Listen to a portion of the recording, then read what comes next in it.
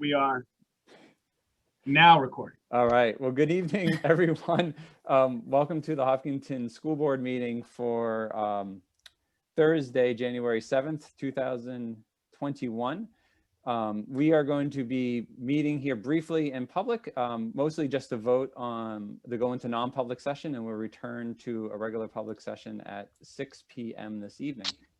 And so I would ask if there's a motion for the Hopkinton School Board to go into non-public session for the discussion of matters per RSA 91A RSA 91A:3, Roman 2, small a for personnel.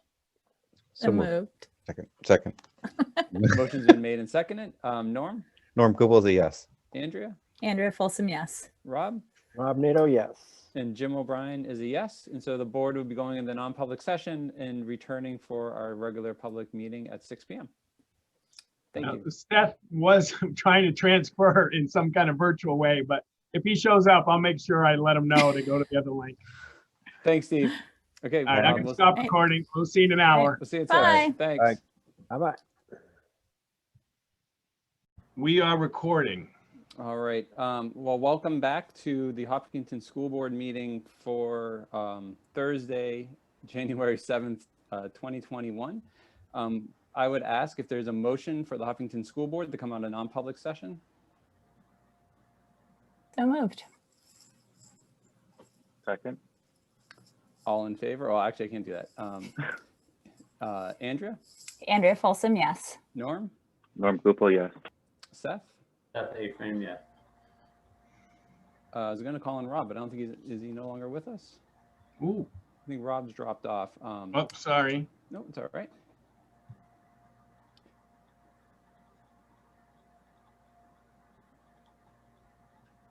Sorry, I had music issues. I didn't know what happened. So, Rob, there's been a motion to come on a non-public session that's been seconded, and it's your turn to vote. Rob Nato, absolutely yes. And Jim O'Brien is yes. So the board's out of non-public session, and I would ask if there is a motion for the Hopkinton School Board to seal the minutes of the non-public session. So moved. A second. All right. Any discussion? Andrea Folsom, yes. Norm Gupel, yes. Seth A-frame, yes. Rob Rob Nato, yes. and Jim O'Brien is a yes. All right. Well, thank you, everyone. We're going to start with the Pledge of Allegiance. Does everybody see that okay? Sure can. So just before we do it, that means heat is coming in. It is sealed. These are classroom windows and the new office and the new entryway. So we're making progress. Looks great. I pledge allegiance to the flag of the United States of America and to the republic for which it stands, one nation, under God, indivisible, with liberty and justice for all.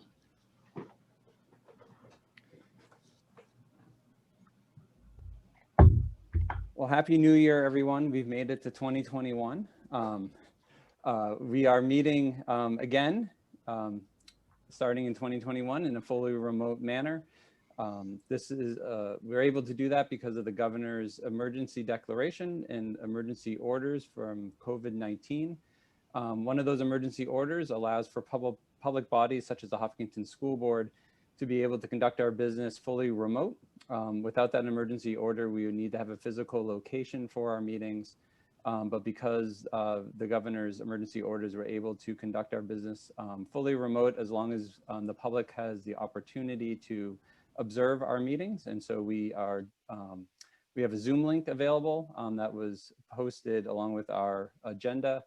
And then we also have a phone number for members of the public who wish to call in. There will be opportunities for the public to provide public comment to the board during two sessions, one towards the beginning and one at the end. And we'll give instructions for how to do so when we get there. Other than meeting virtually, we are going to follow all the other requirements of RSA 91A. That includes minutes that will be available to the public per the statute.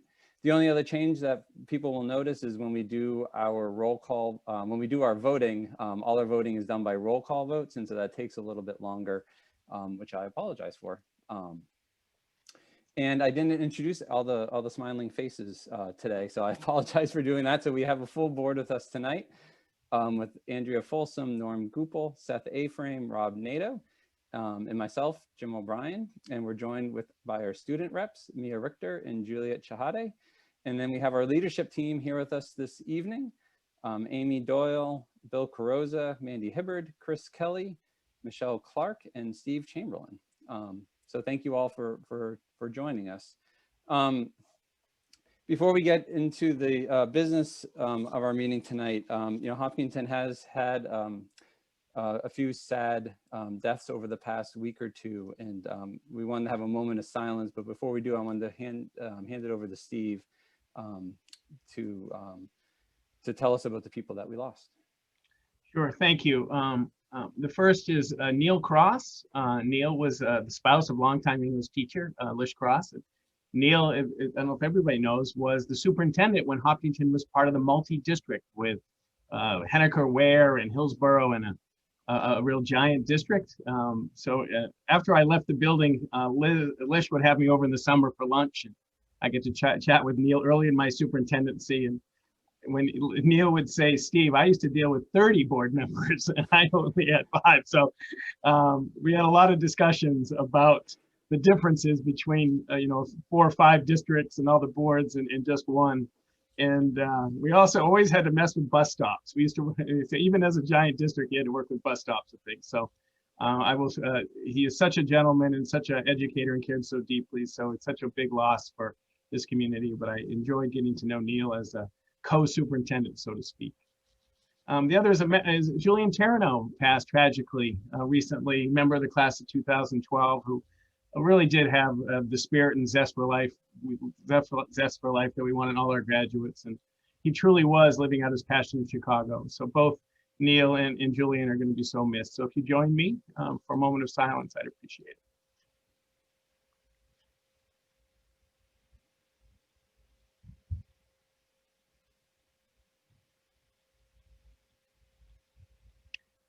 Thank you. I appreciate that, Jim, very much. So thank you. Well, thank you, Steve. Thank you.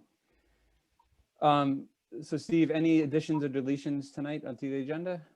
No, the agenda is fine as it stands.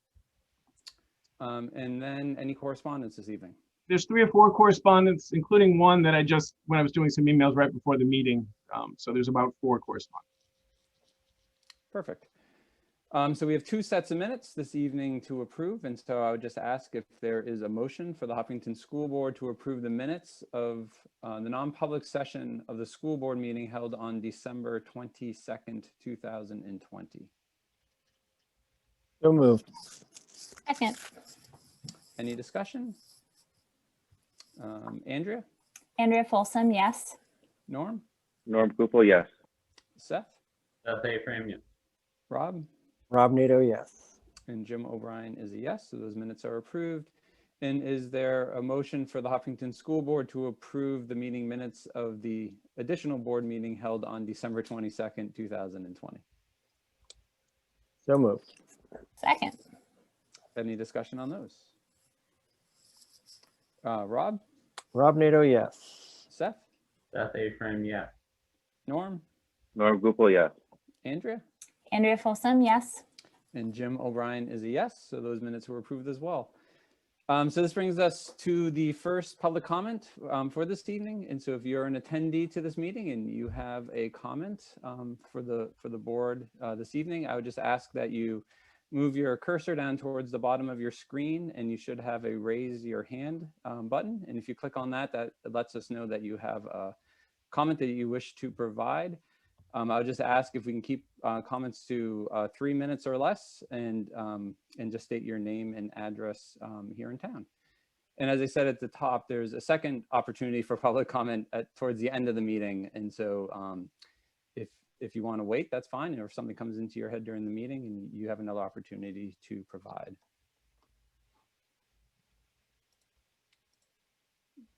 All right, I'm not seeing any hands raised. And so I'm going to close this portion of the public comment and move on to comments from the Hopkinton School Board. know if anybody has any comments or wishes to go first, but Rob just went off mute, so I bet he does. Actually, I don't think I have any comments tonight. Jim, I'm gonna. I'll make a comment. Yeah. Um, Yesterday, obviously, was a tragic day for the country, and one of the pluses and minuses of school at home was my children, and all of our children got to watch it unfold as it was unfolding, which certainly was upsetting on so many different levels. And I didn't know how it would be handled today. Frustration I've always had with education, back to my own education, was when important things in the world would happen, and they would just, school would be like, well, they didn't happen, we'll just go on with whatever we're doing. And I want to, so another thing about stay-at-home school is I get to see sort of from a bird's eye view what's happening. And I'm sure many teachers took on the issue today, but I got to sort of observe without them knowing it, Pam Moskal and Kate LeClaire. And I just thought they did a terrific job of really recognizing the issues, getting the kids to talk about it in a respectful way. Pam Moskal did a lot of background so that the kids at an 8th grade level understood some of the things that they saw. And so I just want to congratulate our teachers for really taking something on the fly that is a really difficult thing to talk about, but really talking about it. And I know it was very helpful for my children, and I'm sure it was helpful for lots of children in the community. Thank you, Seth. I just wanted to send extended condolences to both families, with Julian and with Neil. It kind of hit home a little bit here, on Amesbury Park. We're a tight neighborhood, and both families belong in the Amesbury Park neighborhood. And I just wanted to extend my condolences to both families. It's a very, very tough time for everyone.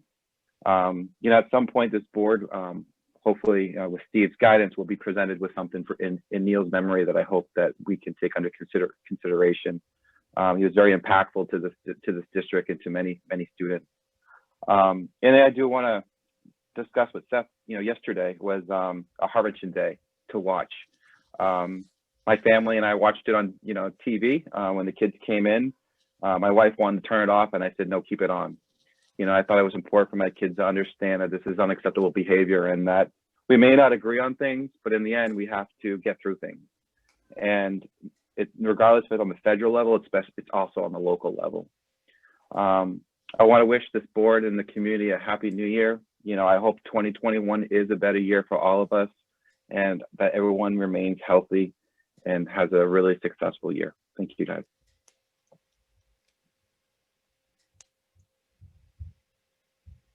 Andrew, shaking your head. Yeah,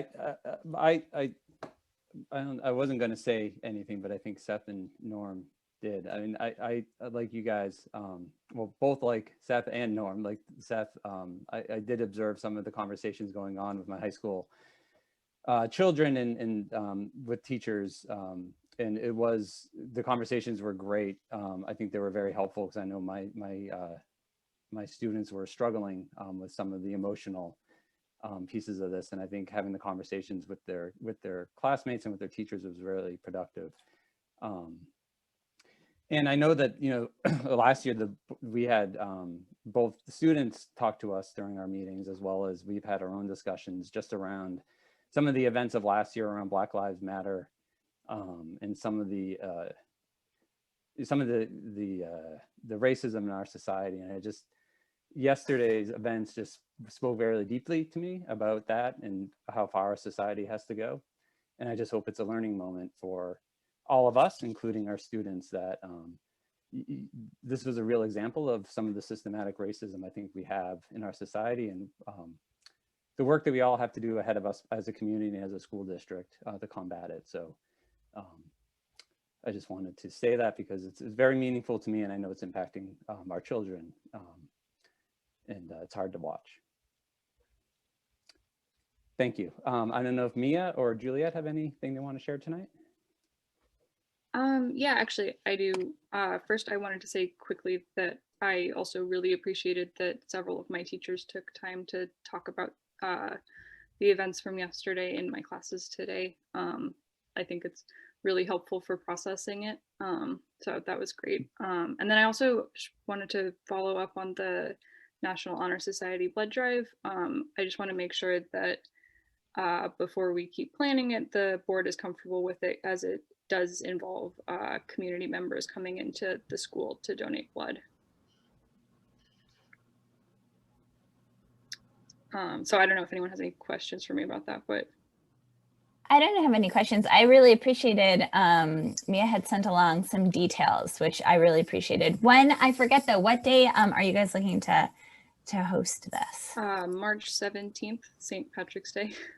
Oh, so you can feel lucky and give blood. I love it. Mia, giving back blood is just so important. I guess my only question for you is there a capacity or a point that you guys stop having people come in to donate blood? I think that's the first question, you know, so there's not much people in there. I know when I've always donated at the high school, and sometimes it's a substantial long wait. I think last year Steph and I bumped into each other around that same time. I just didn't know if there was a cap on how many people were going in there. Yeah, so the Red Cross, the person at the Red Cross I've been talking with sent me a list of their like COVID precautions. There isn't like a cap per se that she told me, but there are a lot of like measures that are aimed at limiting the number of people in the room at a time. Okay. Okay.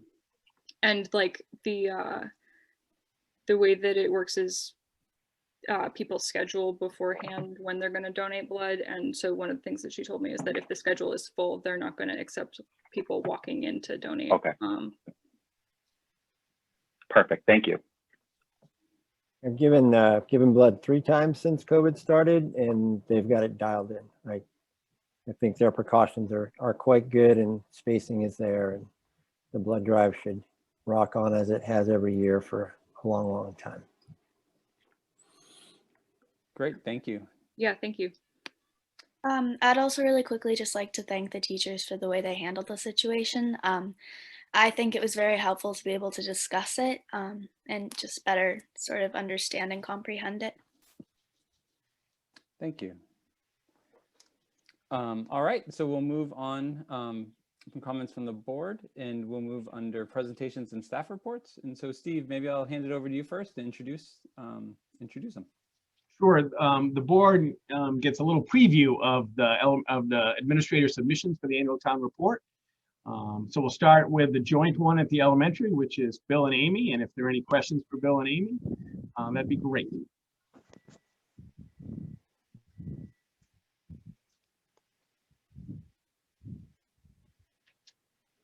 Excellent.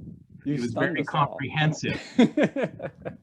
So no, we think that's great. And one of the things that we've all talked about is this is the historical record. So Amy and Bill, thank you for your documentation. Appreciate it. Definitely, thank you. How about for Chris?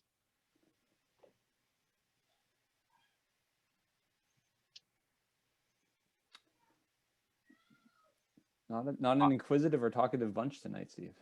That's all right. It's going to be there forever for the historical record. Chris, thank you for your comprehensive review and really remarking all the changes in the last year. So thank you. Can I do, if I could just piggyback on what Mia and Juliet were talking about. I had an awesome opportunity today as I was doing virtual walkthroughs to be in Miss Warren's class.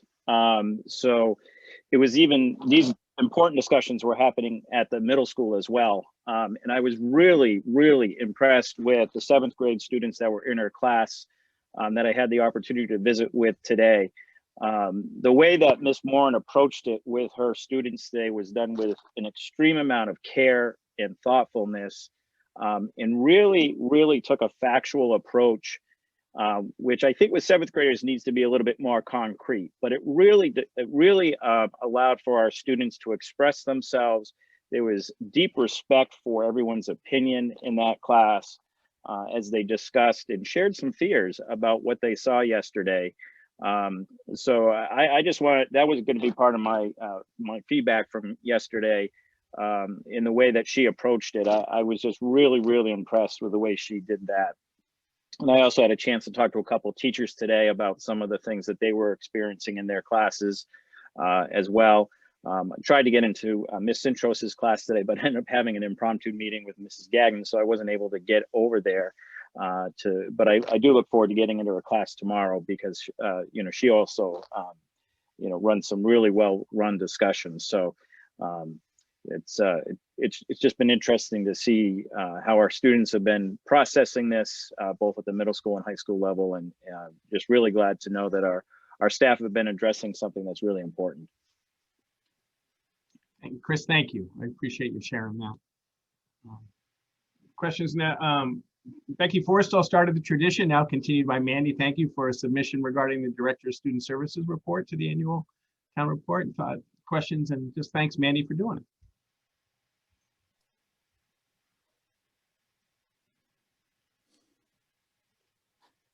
I can speak on this one, but I'll echo all of them. I really appreciated being able to read through these. I really like that you did that, Mandy, that you continued putting in the student services report. I think that that's such an important and key element. But for all of the reports, it was just really neat to see how folks were able to encapsulate what feels like, I don't know, 100 lifetimes that we've experienced over the past 3 months. So thank you for that.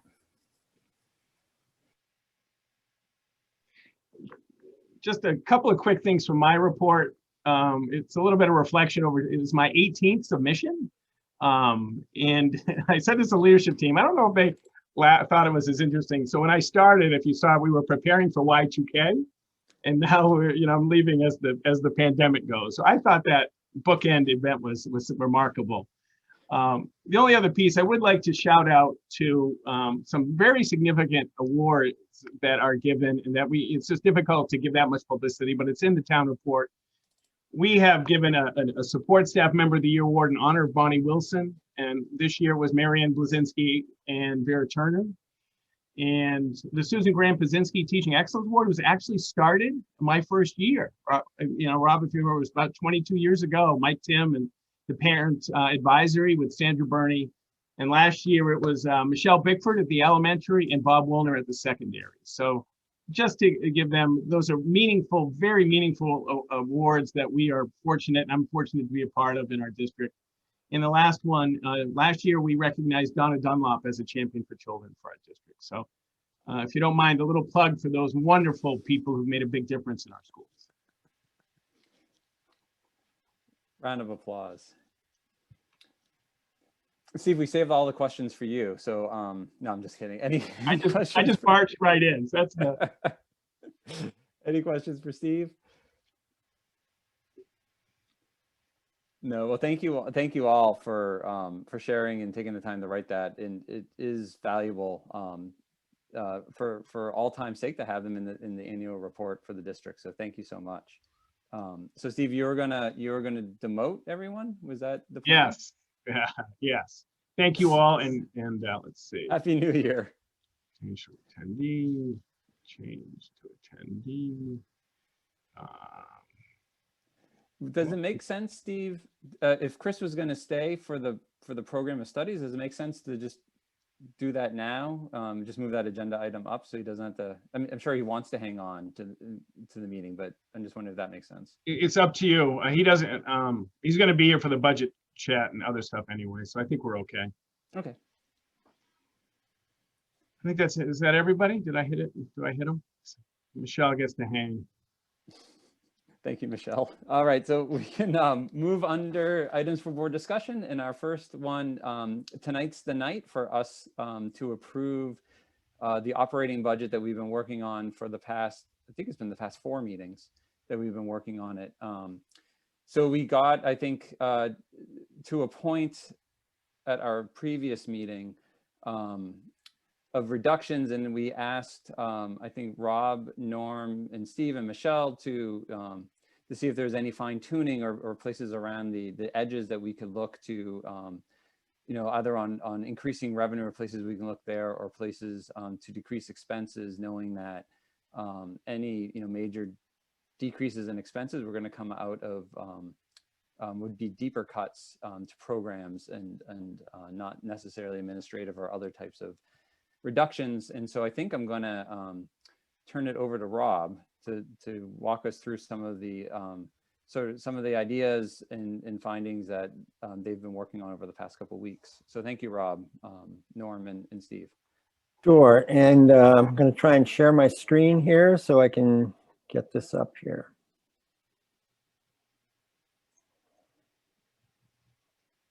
Can you guys see that? Yes. So this is just, you know, as you guys have figured out last year, I like one page of information. This has been worked on with the Finance Committee and Steve and Norm and Michelle. So I'll just kind of walk you through some of it's historical as to where we've been, but I think it's helpful. So up here at the top, we've got our original operating budget that came from the superintendent. So where we were at 21,133,292, and we were at 22,190,890 with about a 5% increase on the operating budget. And we talked about, and I put them in red, these are the things, the drivers, that we really didn't have much control about. So the New Hampshire retirement, that our portion of that, and just so people understand, the employer, which would be us, pays 17% of wages into New Hampshire retirement, and the employee pays 7% into that same fund. So that was 247,000. Then the bond, and this is just the addition to the bond. The net on the bond this year is 414, but the increase is 287.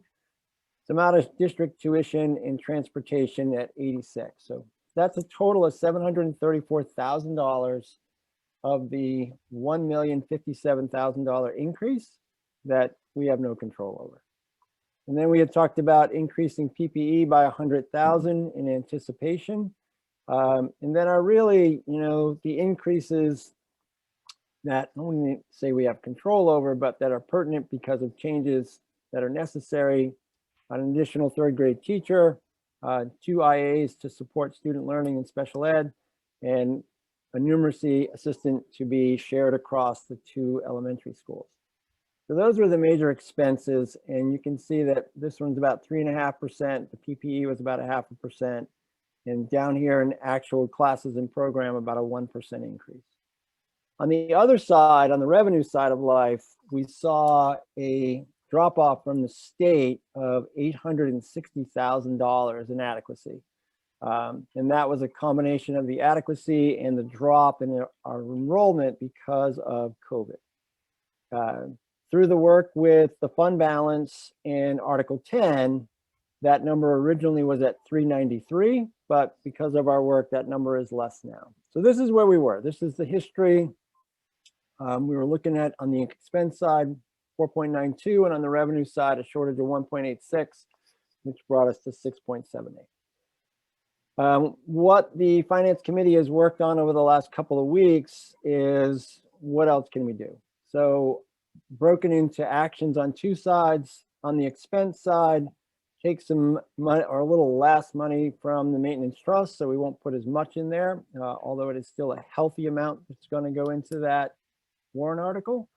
A reduction in the PPE that we don't feel like we need the 100,000, but it can be 25,000. So there's a savings of 75,000 there. Steve, working with the leadership team, feels pretty strongly that there's an IA position at the secondary level where we can have some savings of 36,000 and not impact program, and then a reduction in the curriculum line of about $14,000.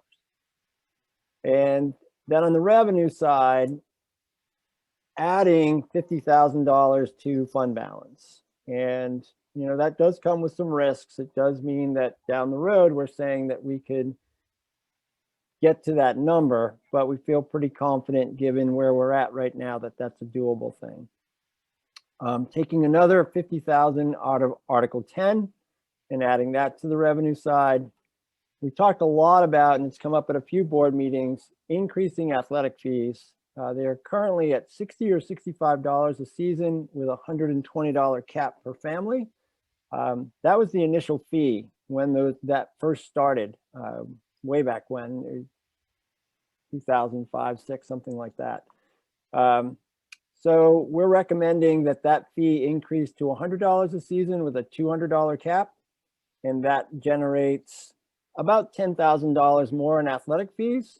The other $10,000 comes from a more normal year that we anticipate next year, where student participation will be back to where it is. Numbers are a little low this year because of COVID. And then there were also revenue, additional revenue in special ed aid of about $40,000. So those are things that have taken place as hedges of both against expense and revenue. The warrant articles that we're looking at, there are 3. There's actually 4, but one is a money in, money out, the $10,000 from the interest on the bond. So it doesn't really impact tax rate. So Article 3, the collective bargaining agreement, $241,330. The technology trust to maintain funding for Chromebooks at $25,000, and then the maintenance trust at $150,000. And again, we took some money from that and reduced it from 200 to 150. So where does that bring us in terms of the numbers that folks are going to want to look at? It brings us to a tax rate, or a projected tax rate, of 2208, which would mean an increase of $1.65 per $100 or $1,000 of assessed value. By category, just the budget increase is 3.98%. So we were at about 5, and now we're down below 4. The number that the Finance Committee is asking the board to approve tonight is this number right here, $21,774,559. Of the overall of this 165, the bond increase is accountable for about 2.59% of the total, and the warrant articles 1.51% of this total. So all in, the budget, the bond, and warrant articles, we're at an 8.08% increase, which seems like a really big number, and it is a really big number. We're going to be asked that. But the other reality is that last year was a wash. So I like to think of things in terms of year-over-year increases, and that puts us at about 4%, which is well within the norm for where the school district has been historically.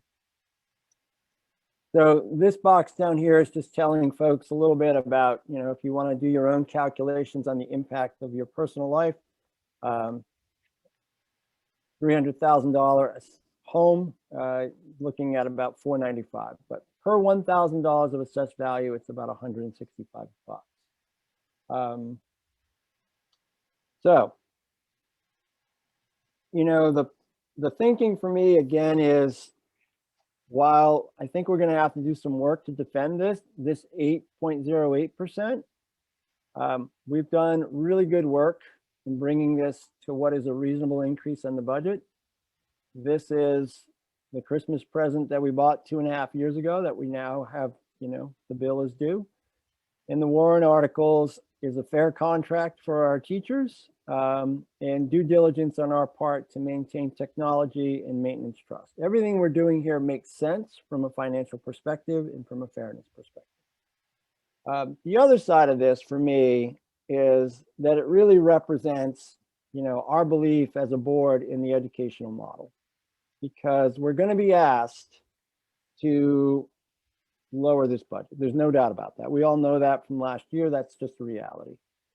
But I think this budget represents our belief that we believe in the class sizes that we have through the elementary schools, the middle and the high schools. We believe in the student support systems that are in place. We believe in the curriculum that we're offering students, the program of studies that we offer students. And we also believe there's great value in extracurricular activities. And as an educator of 30 years, I can firmly say all of those things, as we are doing them, provide students with a good, excellent education. And that's our job as a board. So I would hope that the board considers that for approval tonight. Norm and I feel very strongly as members of the finance group that this is a good position to move forward to the budget committee. I'm happy to answer questions. Anybody has them? Thanks, Rob. Any questions or thoughts? I have a question. I appreciate this. I think this is a really helpful breakdown. Just for my own edification, just since I don't remember, how much total then are we looking at in fund balance, and how much in total are we looking at pulling from Article 10? I don't know if you know those. Sure. So I think we were at 466 in fund balance, and we're doing another 50,000. So that's 516. And then for Article 10, I think it's bringing us up just north. Steve, you might need to help me out with this one because I don't have that number right in front of me, although I should. We're right around 250. Right, 250 out, which leaves about 150, plus or minus a couple, because we're about 398. Yeah. And the fund balance is a little bit more. The fund balance is 542,966. Thank you, Michelle. Thank you. Okay, great. Thanks. And everything's in. We have been that high as fund balance before. We don't like to be, but we have. We have put 150 in the maintenance trust before, so that's still pretty strong. 250 out of the Article 10 tax rate stabilization, but that's what it's there for. It leaves us 150. It's not empty. The board isn't taking it all and praying. So it's about as best we can do to get the budget proportion into 4% with maintaining foundational support. So I think Rob and Norm and Michelle did a great job. When we started this year, Jim, we came into this board trying to think outside the box. And we said, you know what, we're going to look at developing a finance committee, finance committee, CIP committee. And, one of the things that was important was for us to really dig deep, really look at everything that we could in order to deliver a budget that met the needs of our students and also we could defend that would be sustainable to our taxpayers. I'm very proud of this budget with Rob, Steve, Michelle. We worked a lot of hours on this together as a team. And, as you and Andrea bring a teacher's contract to the board for a vote, we bring this proposal to you guys because this is something that, it's not affecting program, it's not affecting sports, it's not affecting many other needs in this district. And I think it was something that's very open to the community of where we had to make adjustments, but also a way of saying, last year, we didn't have much of an increase in that. You take this, it's 2% over the last 2 years. We are delivering a bond to this community. And I'm proud to say one thing I want the community to understand is that we're delivering this bond, and I'm going to say it over and over again because it's a great point, 32 cents less than what was promised at town meeting. That's about $200,000. Fire suppression, we just got $60,000 back from a grant. All these things we have done as a board to try and have a little bit of a savings. We need to look at that. $200,000 less. Could you imagine what this would have been with that? I'm just very proud of the finance committee and this board, the five of us agreeing on this. I think it'd be great.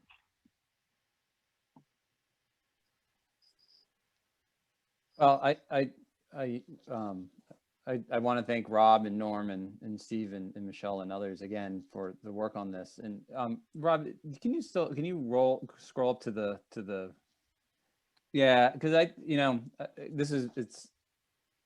think it's really important when we talk about this to the community and have them understand is, it does, I think the 8% does look pretty, it looks like a big number, but when you look at what are those costs that are driving this, these are costs that it's not the Hopkinton School District going out and, spending money willy-nilly on things. I mean, these are with $734,000 of costs that we don't have control over. I mean, the bond is passed and that's a commitment we've made.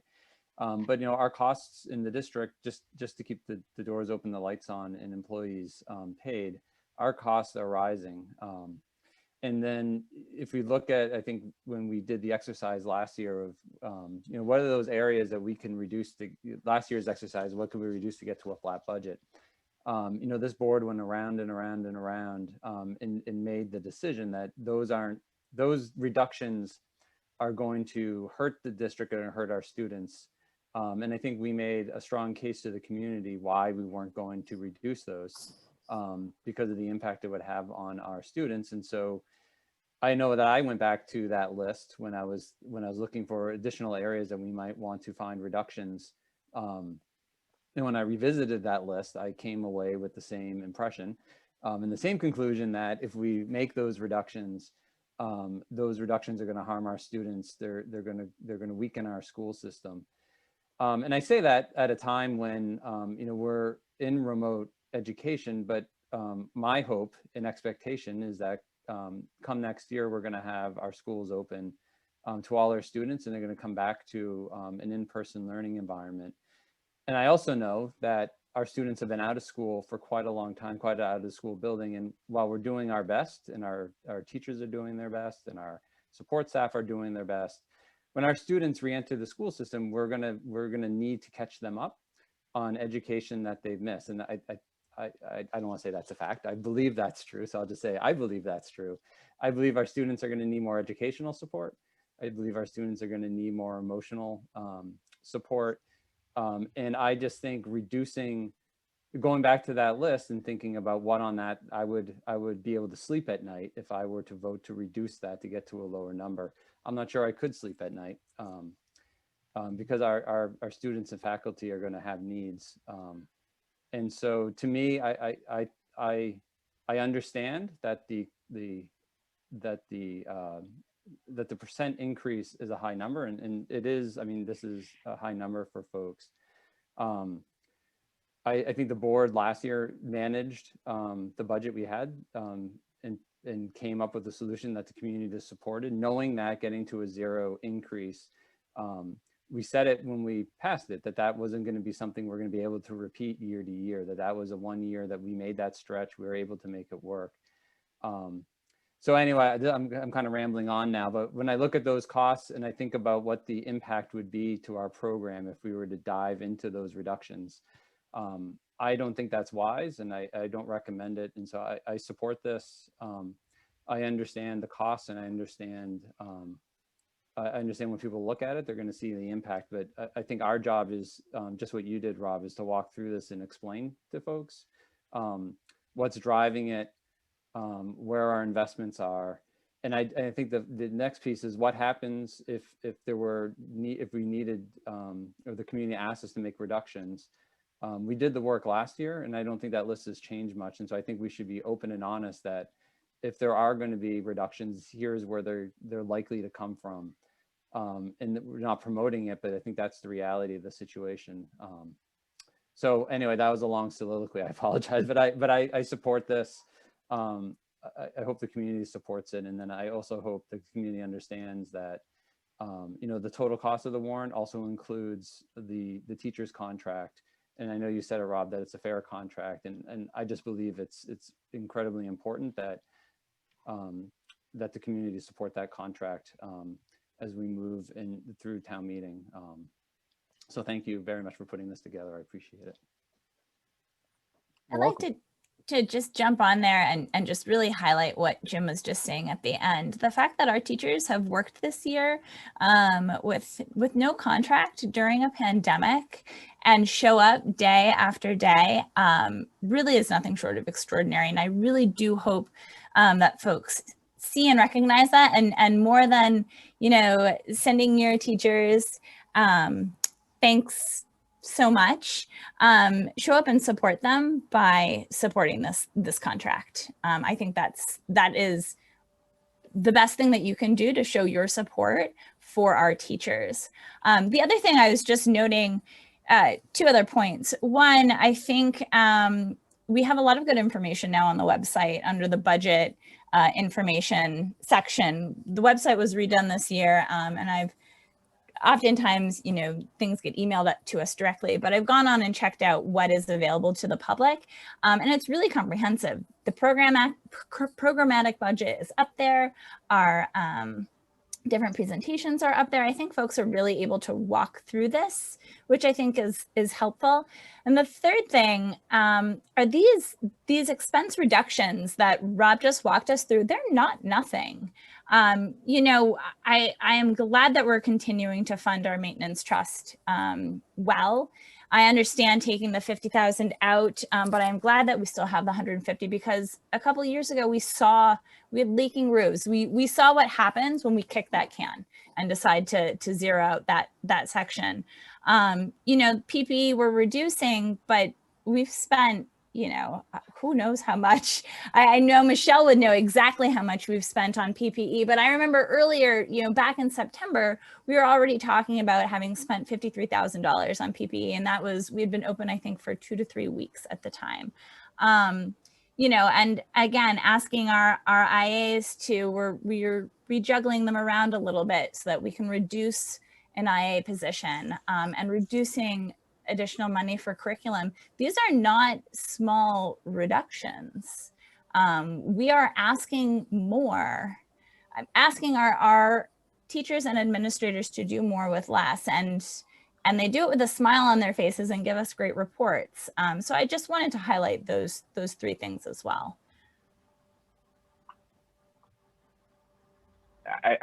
I'll let Seth talk first, then I'll go.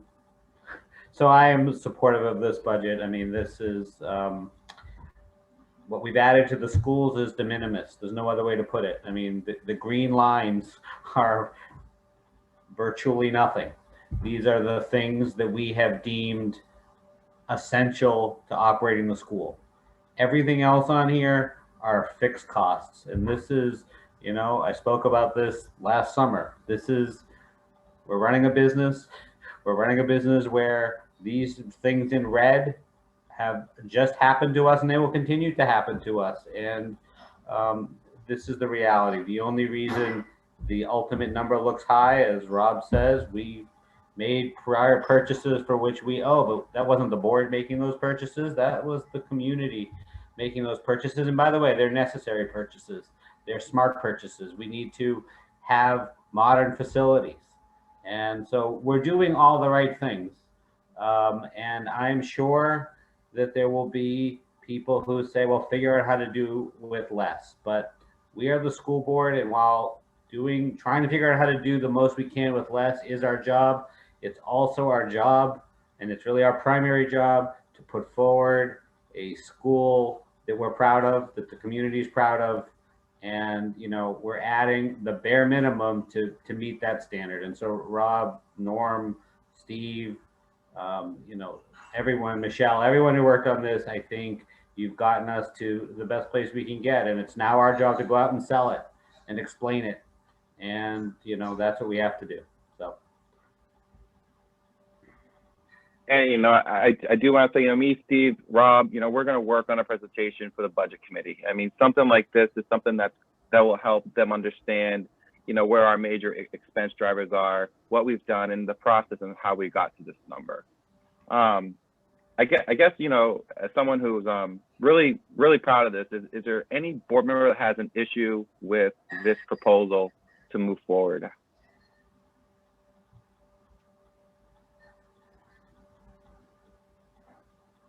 That's awesome. I appreciate Rob. I appreciate this board. You know, Andrea, Seth, and Jim, all of you for really taking the time to look at our proposal today, to move forward and working together for what's best for the district and for our taxpayers. Thank you.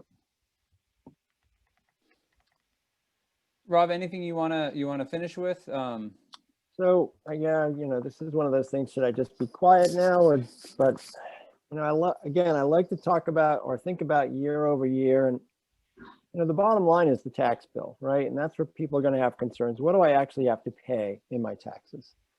So I spent a little time recently looking at, call it tax creeping on you guys. So I looked at the school board members and where we live and how our taxes have changed since 2006 to 2019, which is the update in the record. And I think, you know, this is going to be one of those years where there's a peak, but people also need to remember that over those years, there's been a lot of valleys. So when you look at the 5 of us, and you look at the changes in our taxes that we've actually paid, anybody want to throw a dart at what the percentage year-over-year increase collectively for our aggregate is? 2%. That was That's going to real. be my guess. I That's couldn't real unmute number. fast enough. So then I was like, well, okay, so, you know, I threw in another aggregate to that. So we're going to be going to the budget committee, and I was able to find most of them. And, you know, when you broaden it out, the year over year went to 2.4%. So, you know, I think we all get wrapped up in the number, and that those are big numbers. They are high numbers. And what we don't know is people's ability to pay those taxes. But that's not a Hopkinton School Board issue. That's a state of New Hampshire issue. I think, you know, we've got to look at the whole collective of how taxes impact people, but not lose sight of our own vision as what our responsibility is as a board. So I just think it's more context for people. So hopefully that's helpful. Thank you, Rob. You know, you might have a second career as an economics teacher somewhere. I might.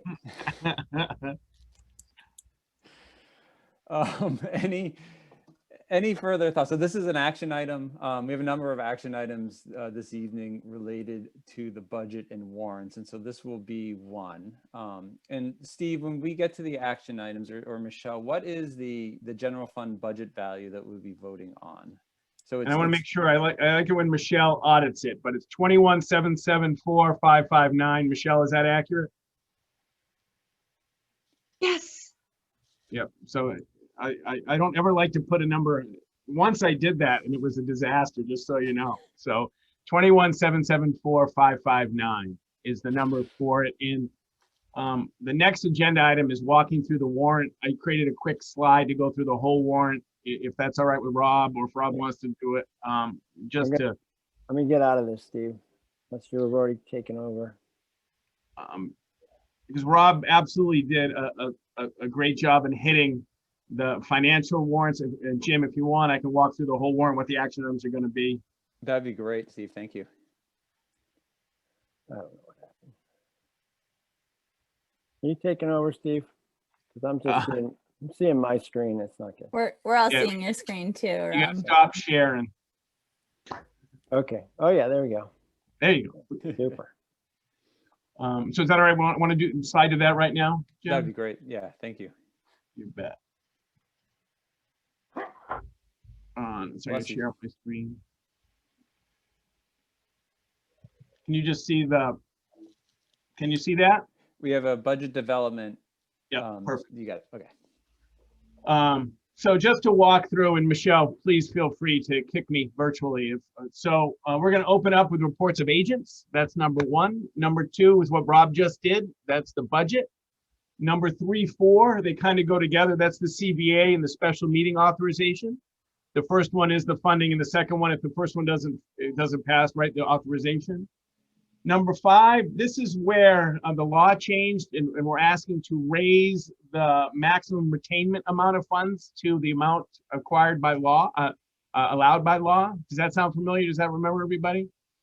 Are we able to make it that general? Do we have to put the specific amount? We're voting that way tonight, but all the articles will be approved by DRA and Tom before they go to, hopefully to print, but certainly before they get to posting. So Michelle's working on that as we speak, but concept is, and the rough language is fullest amount allowed by law. So DRA hasn't signed off yet, but that's the concept. Everybody okay?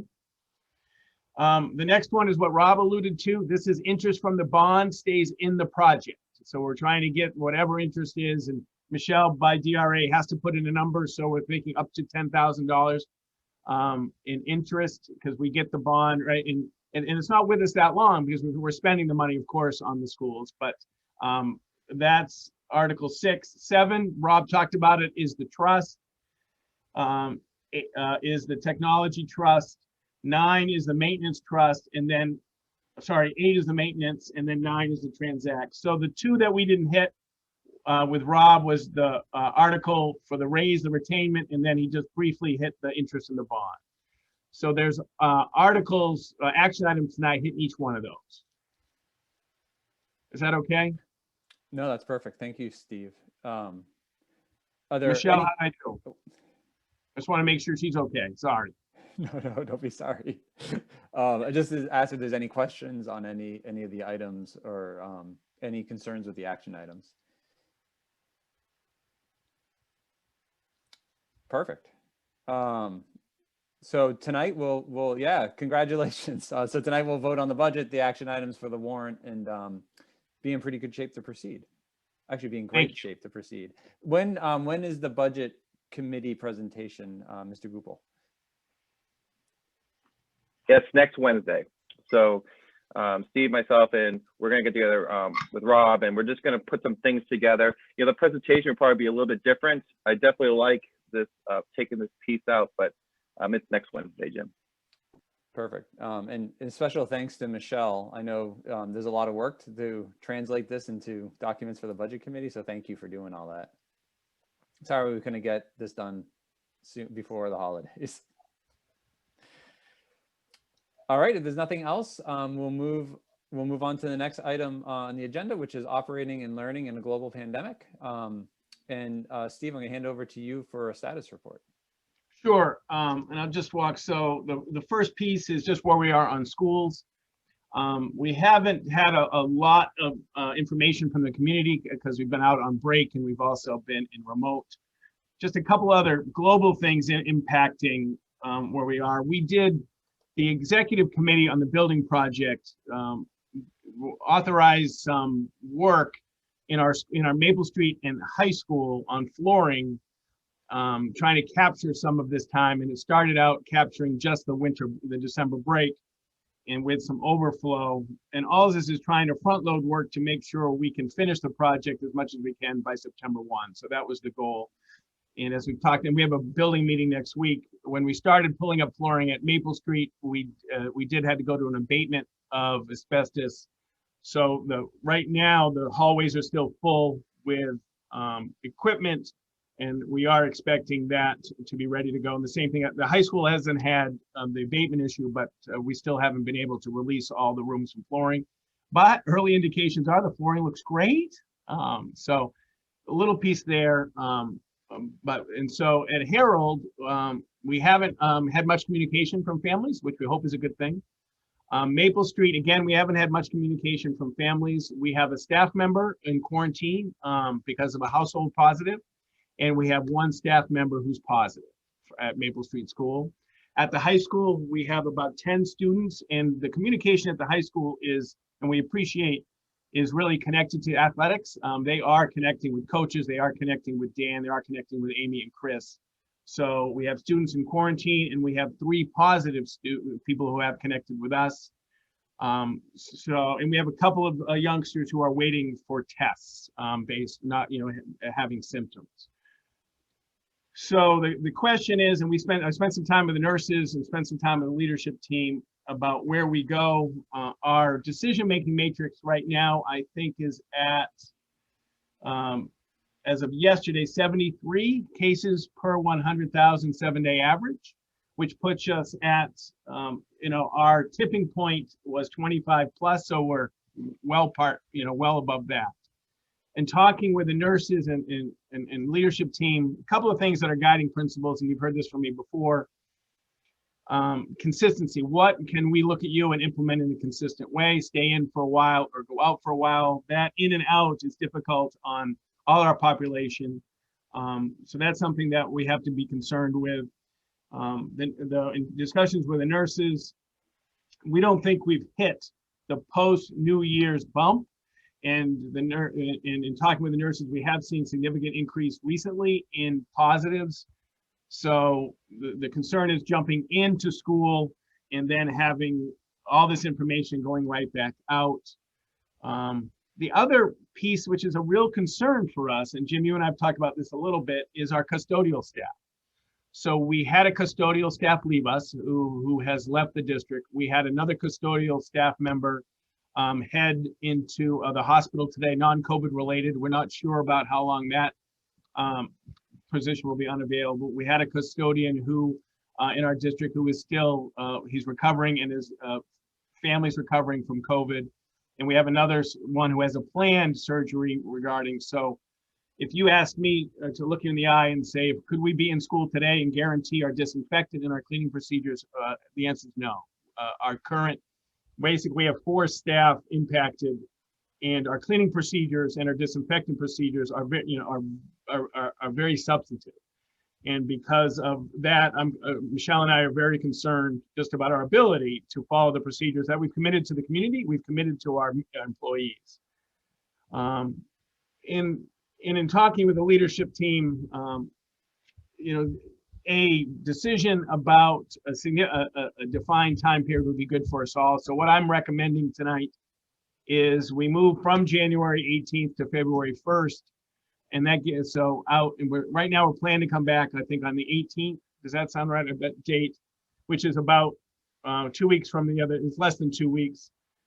And I'm not, because of the positives, because of our custodial, because of the number of positives that we may be having, I'm not sure we can be ready for the 18th. And then if we push it out 2 weeks to February 1st, that gives us another board meeting 2 weeks from tonight, the 21st, and always precede by a 2-week interval. We want to get back. All the administrators today were passionate about how important it is to get back, but it's also passionate about consistency, making sure we can meet our obligation in cleaning and obviously safety for our employees and our students and our community. So the number of positives has instilled some fear, and some certainly community-based experiences with positivity has instilled, of course, some apprehension as well. I think that's the summary I have for you, Jim, and the board. Happy to answer any questions, but I think that's where we are as a team, where I am as your superintendent, based on cleaning, based on scores, based on dependability and consistency. But happy to certainly, the leadership team will commit to whatever decision this board makes, and we'll do our best to do it. No, thank you, Steve. That was really thorough, and it gives me at least a very good understanding of all the moving pieces, not just the caseload, but especially the custodial challenges. So I guess I would just ask the board if there's any questions for Steve. That's great. And then otherwise, how do you feel about the recommendations Steve's making about extending, the remote learning, through February 1st for now? Steve, I just have a quick question about I know the custodial staff has always been tricky to, maintain a full staff, number one. Are there any firms out there that are, independent that can be brought in to help mitigate some of this? Or is that cost prohibitive in and of itself? No, we've tried, Michelle, we've tried temp agency and we've tried cleaning agency. The only cleaning agency we could find in the fall, we had to sign a 6-month contract. And just wasn't realistic. And you can blame your superintendent for this, Rob, because at one point we were fully staffed, and I said we're fully staffed. And as soon as I said we're fully staffed, we're no longer. And Michelle will say, Steve, never ever say we're fully staffed ever again, because we were. And so we will get there again. But we did have a couple of weeks of fully staffed, but a COVID case, a hospitalization, an employee, a good standing employee left us. That's where we are with that. And it's just being honest with it. We would love to ensure our procedures that we put in place. But Michelle and I can't, and I'm not judgmental and no tone. It's just, we just can't. And please know, Jim and I have been talking, we have been talking about the custodial concerns. Jim and I talk regularly.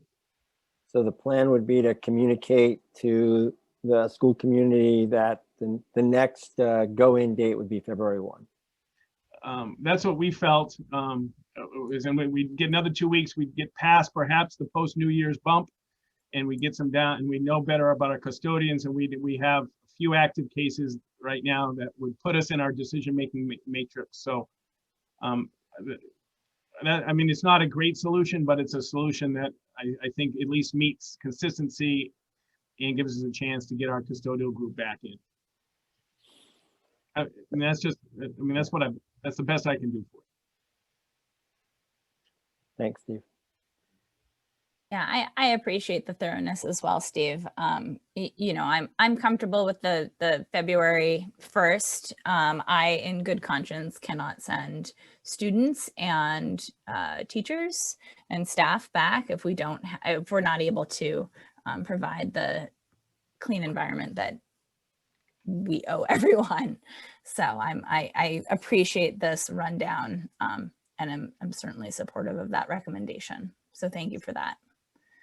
I agree with Andrew. Like there's no choice. I just want to add, our custodial staff has done a great job, consistent doing. It's just where we are right now based on some unforeseen circumstances, a hospitalization, a leaving employee, a recovery, and a surgery. This isn't gold bricking. These are great people who have been working really hard this fall to keep us safe. And I just want to make sure I emphasize that it's just those circumstances. And Michelle and I talk about this daily. We really do talk about this daily. So I'm not hearing an objection. And so I guess, Steve, you don't, I assume you don't need a board vote on this evening. You can proceed as is. Yeah, if the consensus of the board is to support the superintendent's recommendation to go to February 1 and update the board 2 weeks from tonight about our custodial abilities and about where we are in numbers, I'm happy to communicate that, and the leadership team will communicate that. So I'm happy if you're happy. I think that's the consensus of the board. Not sure happiness is a good indicator, but I'm pleased that we at least have a path forward. So yeah, thank you. The other piece I wanted to hit was just athletics. And one of the couple of things that we've had since we back the ability of our athletes and our families to take precautions and make decisions about following the guidelines has been serious, right? We've had kids opt out of our program because they couldn't meet the guidelines, so we appreciate that. The students and programs trying to instill positive behaviors, safety behaviors, some people call it self-policing, I just call it the instilling positive behaviors, we appreciate that.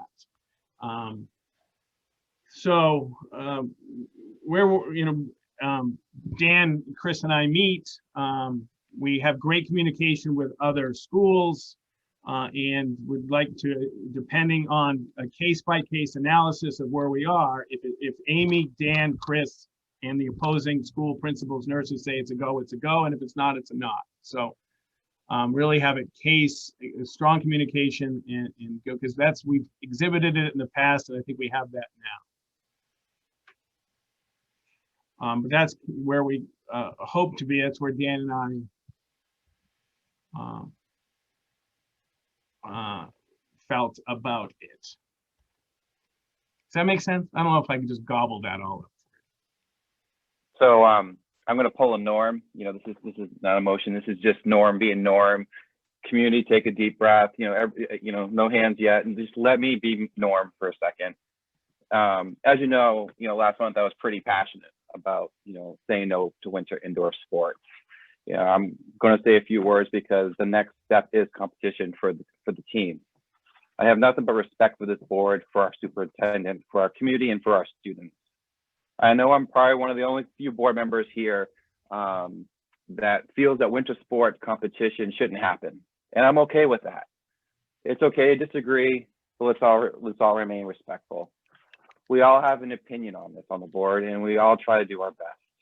If I had a vote tonight, I would say no to indoor sports competition. I understand many people believe it's important for mental health for our students. I get that. I really do. But I've always been a person about balancing and being fair and equal to all in the community. We aren't able to have students in person and learn because it's not safe. And Steve alluded to that tonight. I do believe mental health and the future of our students is a concern to me. I didn't want sports to be here and be higher than activities that other students participate in. If something that's important to me, for example, is robotics. They're not in person right now. They're meeting on Zoom. I may not support winter sports, but I respect and trust Steve and Dan. I support we have a plan to stop if anything happens. As a board member, I just didn't want to see cases as a reason to stop where I felt it shouldn't have started. I struggle with seeing the cases continue to go up in Hopkinton. I struggle to see it throughout our community and our country. I'm proud I can share how I feel with this board and have the community still remain respectful. It's hard to put yourself out there. It really is, but it's okay to not be part of the majority, and talk from your heart and vote with your caution. You know, I want to thank everyone everyone in the community who has been respectful to me over the last couple of weeks with sharing your ideas and your thoughts regarding this. We may not have agreed on everything, but your points I did take to heart. You know, it appears the students will have a season, and I think that I ask you all to be safe, listen to your coach, and be a teammate off the ice, off the court, because there's still a lot of activity. You know, our students still want to, potentially want to get together, but avoid it, because as Dan has said before, it takes one person to ruin it for all. So as a board member, as a parent, as a community member, I really wanted to share that with you guys tonight, how I felt. And I do wish, if the season goes forward, the best of luck in what happens. Thank you. Thanks, Norm. And when we had been talking about, the athletics in the season, this was a date that we had sort of circled on our collective calendars as sort of being that check-in. And so, I know Norm said if I had a vote, well, you do have a vote. You are a board member. And so this was that sort of check-in meeting. And so I guess I just want to make sure, I guess, if we're going to proceed with Steve's plan that he's laid out, and Dan's come in and talked to us many times. Right now, I think the plan is to move forward with that plan and start competition next week, as we've been discussing. But this is sort of I think the last time that we're meeting before that all happens and season starts for if this board wanted to put a pause, or wanted to put this, I guess a pause would be the right word, a pause on the season, tonight would be the night to do it. And so I guess I'm just asking if anybody wants to put that pause on. This is probably now the time to talk about it, or if the consensus of the board is to move forward. Norm's sort of stated where he is, which I appreciate. I have generally the same general feelings as you do, Norm, about the risks. I weigh the fact that we're not in school in person as helps me get a bit more comfortable with competition, knowing that Dan and Steve and others are checking in on the status of our opponents. But I don't know how other board members, if anybody wants to put a pause on what I think we're moving into, now would be the time to sort of raise it. Otherwise, I think we can just move on. I appreciate Norm's remarks as well. I think given the winter sports COVID shutdown procedures that we had laid out, I'm still comfortable, so long as these are followed to the T, which I have faith in Dan and Chris and our coaches in doing that.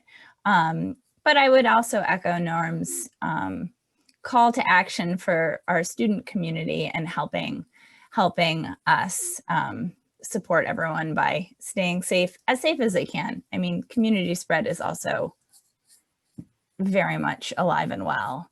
But I'm comfortable still with my previous stance on moving forward. Yeah, I'm where I was. I think that the due diligence of the systems in place to say these are the conditions under which we're not going to play makes sense to me, that the communication is strong between the athletic directors and the principals. I'll make the same appeal to the students. This is really about you guys doing everything you possibly can to use all the right, wash your hands, keep your masks on, keep your social distance, protect your team, protect your family, protect your community. And ultimately, if people that are playing don't feel it's right for them or their family, then you can always choose not to play the sport. But and Jim, the fact that we are remote does make it easier. And if we do go back in February 1st, I just want to be clear that we have decided that these students will remain remote if they are playing on a team. And that's the deal breaker for me. If that goes away, or then I go to a no. because that's not fair to the other people in the community. There's been a lot of talk about, school transmission, and I'm not sure anybody can make that claim affirmatively or negatively. So I'm still where I am. I'm still feeling like we're in a good spot to move forward. I don't have any more to add, Jim, than where I was before. So so I don't think a vote's in order. So it feels like we're continuing on. I appreciate everybody's due diligence and Norm for for your from the heart and from the head where you're at. I think it's really important. There's no right or wrong answer here. So I appreciate you sticking your neck out there and talking about it. And I appreciate you guys hearing me out. You guys know how I am. And to the 74 people who are probably text messaging, they know who I am. I have one question that I didn't see anywhere. Are we having siblings stay home if their brother or sister is playing sports? I didn't get that information in the meeting yet. I didn't know what was the decision on that. Yeah, I don't think we decided that definitively yet. The impact of the connecting to athletes outside of family, when we can talk more about that, but that could impact teachers, coaches, kids. It's just the connection of that piece would be not insignificant. Should we maybe talk about it if we start maybe going back February 1st, maybe that piece, and see, okay, just thinking of it. Yeah, just so you know, if that concept could connect to, it could expand, that's all. Thanks, guys. And Steve, I think I'm right in this. If we had a student or a family member, but just say student athlete, just stick with what we're talking about. If we had a student athlete test positive for COVID, their siblings and their family, I think through the state would ask them to quarantine, correct? So that doesn't quite get to what I think Norm was looking for, preemptive, rather than having someone positive. But if a student athlete was positive, their siblings would be quarantined. Right, like we have a staff member right now in household, I'll call it household quarantine due to a positive within the house. Yes, right. What you're talking about, and it's fine, we can talk more, is a preemptive quarantine without the positive. And if we do that for siblings of players, do we do that for coaches? And if we do that for it's just something to think about. That also impacts our teachers and our ability to be in person. And it's not a tonight thing, but it can't really in 2 weeks. I don't know if I was clear, but you know what I'm saying? There's a domino effect of the preemptive quarantine. All right, there's nothing else, excuse me, on sports. Steve, is there anything else on the decision-making matrix? I mean, No, I hit it in passing. Okay. Yep, I hit it during my other soliloquy, as you said. I've been using that word a lot. I think I've been talking too much lately. So next item is the school district annual meeting planning. And if it's okay with you, I'll bump up James. Is that okay? I would love to see James.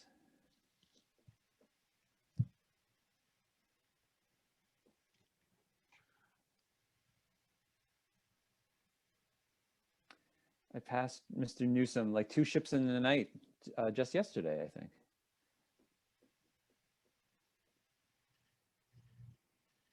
Hello, all. Hi, James. Mr. Moderator, welcome. Thank you, Mr. Newsom. I'm sorry I didn't get you the link earlier this morning. Oh, that's fine. I found it online anyway. Oh. It was properly noticed meeting, so I was able to find it. Ding, you get a ding ding for mentioning that, so thank you, Mr. Newsom. You're my favorite right now. So we're talking about the timing for the annual meeting, I'm assuming. That's part of this conversation. I think the timing and the plan, and if it's okay, I'll just kind of let you know what I'm thinking at this point, and some of the restrictions and what I understand, sort of what's driving those restrictions statutorily and everything else. So the first statute is that calls for the meeting to be held between March 1st and March 25th. That's the first and foremost one. Secondly, I believe there's something, and Steve, correct me if I'm wrong, but there's an April 15th, which is the date for contracts to be issued to individual teachers. So it would be really helpful to have a budget by that day. Yes. So that gives us basically a short window, keeping it in March. In speaking with the supervisor of the checklist and the town moderator, the regular town elections will be held on March 9th as they are statutorily required. That is the regular Tuesday voting where they do have absentee balloting on that election. So there'll be the pre-processing and everything else. So they will be extremely busy that period of time leading up to that March 9th and probably a day or two after that as well to decompress and everything else. So, but we are getting better at these voting things since we've had so much practice. So looking at sort of those as the constraints, it doesn't leave us with a whole lot. So I was thinking of probably March 20th, that Saturday, March 20th as the day. At this point in time, as you guys were just talking about all the COVID problems and positivity rates, I don't see this as being able to return to the gym like we used to, and I would like to in the near future. So I think the plan would be that the board would set the date of the meeting for March 20th. Then I, as moderator, would declare the emergency that would make it unsafe to meet. And then the board would approve the decision to go into using the House Bill 1129 procedures, which is what we used at the final meeting last year. The first ones were my proposals before we had that option blessed by the state legislature. And so as a reminder, under 1129, there's a required mailing, an online meeting, followed by a comment period, followed by a second online meeting, followed by the voting. So that would be sort of that week. There are timelines to when sort of all those pieces have to happen.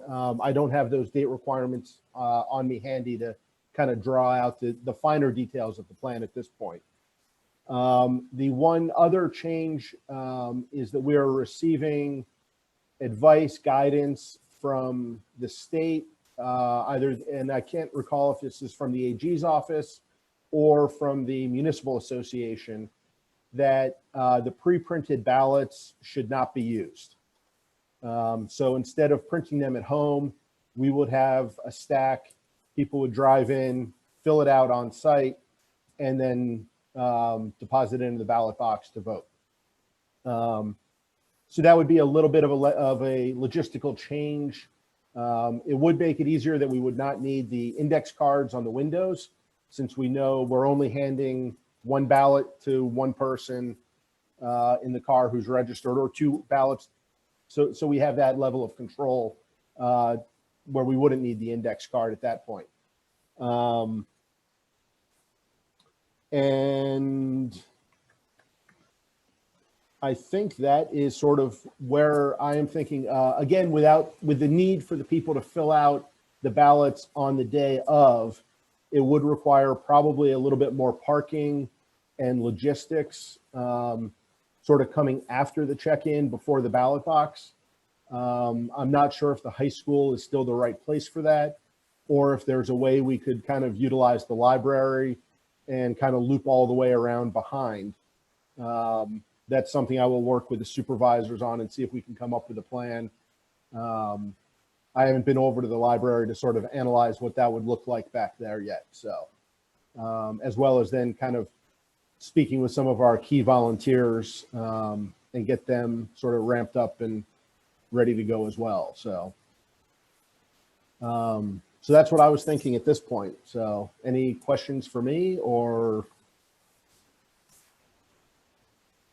James, I have a question just about how the warrant gets built and whether or not you've given any thoughts to how we can, I think we all know that having 6 amendments to the operating budget last year was problematic. And so what's the current wisdom on how that's? So this goes back to 1129 and the procedures there. So the school board would propose the full warrant, then discuss it. The first online meeting is sets the procedures and discusses the warrant article. Then the voters get to comment, similar to last year, via email, voicemail, texts. And then the school board meets that second meeting to discuss the comments, discuss the warrant articles, and would be proposing the amendments. So that on the ballot, there would just be one final article number, one final article on each one, as may or may not be amended by the school board based on the public's comments. So there would not be any options. The only option for voters would be yes or no. And again, like last year, the first question would be, do you approve? The voters would have to approve the rules for this meeting. If they don't approve the rules, nothing else gets counted. The meeting is, I would then postpone and adjourn, or not adjourn, postpone the meeting to another date, time, place certain, so we could figure out a new plan. By doing so, we still satisfy the March 1st to 25th statutory guidance. We would then be still up against the April 15th deadline though. Then it would be all the articles to vote upon. Again, if the people vote in favor of the procedures and everything gets a thumbs up, thumbs down, yes or no, with the exception of the budget. If the budget is voted no, then the school board goes back and has the option of rescheduling a meeting to try again with a new number, or accepts this year's number. Essentially, there's a little bit of nuance to that, as I'm sure you guys remember from last year. It would be the same procedure as last year's at the third meeting. Not neither of the first two, but it would be the third meeting's procedure is what we'd be following. With the other difference being that as moderator, I would be the one moderating the two online sessions pursuant to guidance we're receiving as well. So, and my understanding, well, speaking to the latter part, make sure I'm still. Does the school board need to make the decision as to whether, if the budget were to fail, do we need to make the decision in advance, whether we would revert to a default or be open to a third meeting? So I'm a little unclear what you said there. Yeah. Right. So if the budget fails, there's no, unlike an SB2 town, there's no default budget that we automatically get. It would be then after that failed vote, the school board would meet and decide whether or not to accept basically this year's budget again or try again. And then we'd have to schedule that and go through all that procedure as well. Okay. James, I'm wondering if you've this, I know that the New Hampshire Senate has passed a bill. I think they just passed it yesterday, sort of an emergency bill. I think it's Senate Bill 2 that would change some of the dates. I guess that's the best way to say it, of sort of the March dates, and allow for municipalities to hold elections and then hold annual meetings later. That doesn't help our April 15th deadline, because that's because I don't think the statute does anything on April 15th. But I'm just wondering if you've had any conversations with the town, if they're considering any, if things go forward, is that a consideration? I'm not sure it buys as much, but right. I'm more concerned with that April 15th date as to a reason to not delay it and not worry about anything from the new Senate Bill 2. I wish they had a different number on it for this one. But I believe the town is following that more closely because they don't have that April 15th constraint.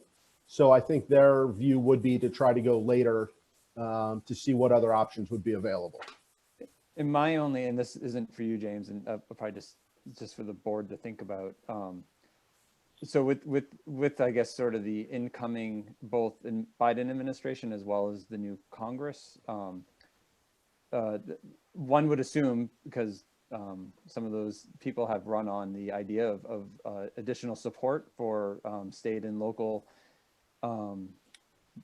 municipalities and school districts and lost revenue associated with COVID, that there may be another relief package. And so just saying that, like, if we may see some of that lost revenue that Rob had showed us in that spreadsheet, which impacts our budget. And anyway, that would be the only reason I can come up with why extending the date for our meeting might make sense, because we might have more clarity on if there was going to be federal support for school districts for lost revenue.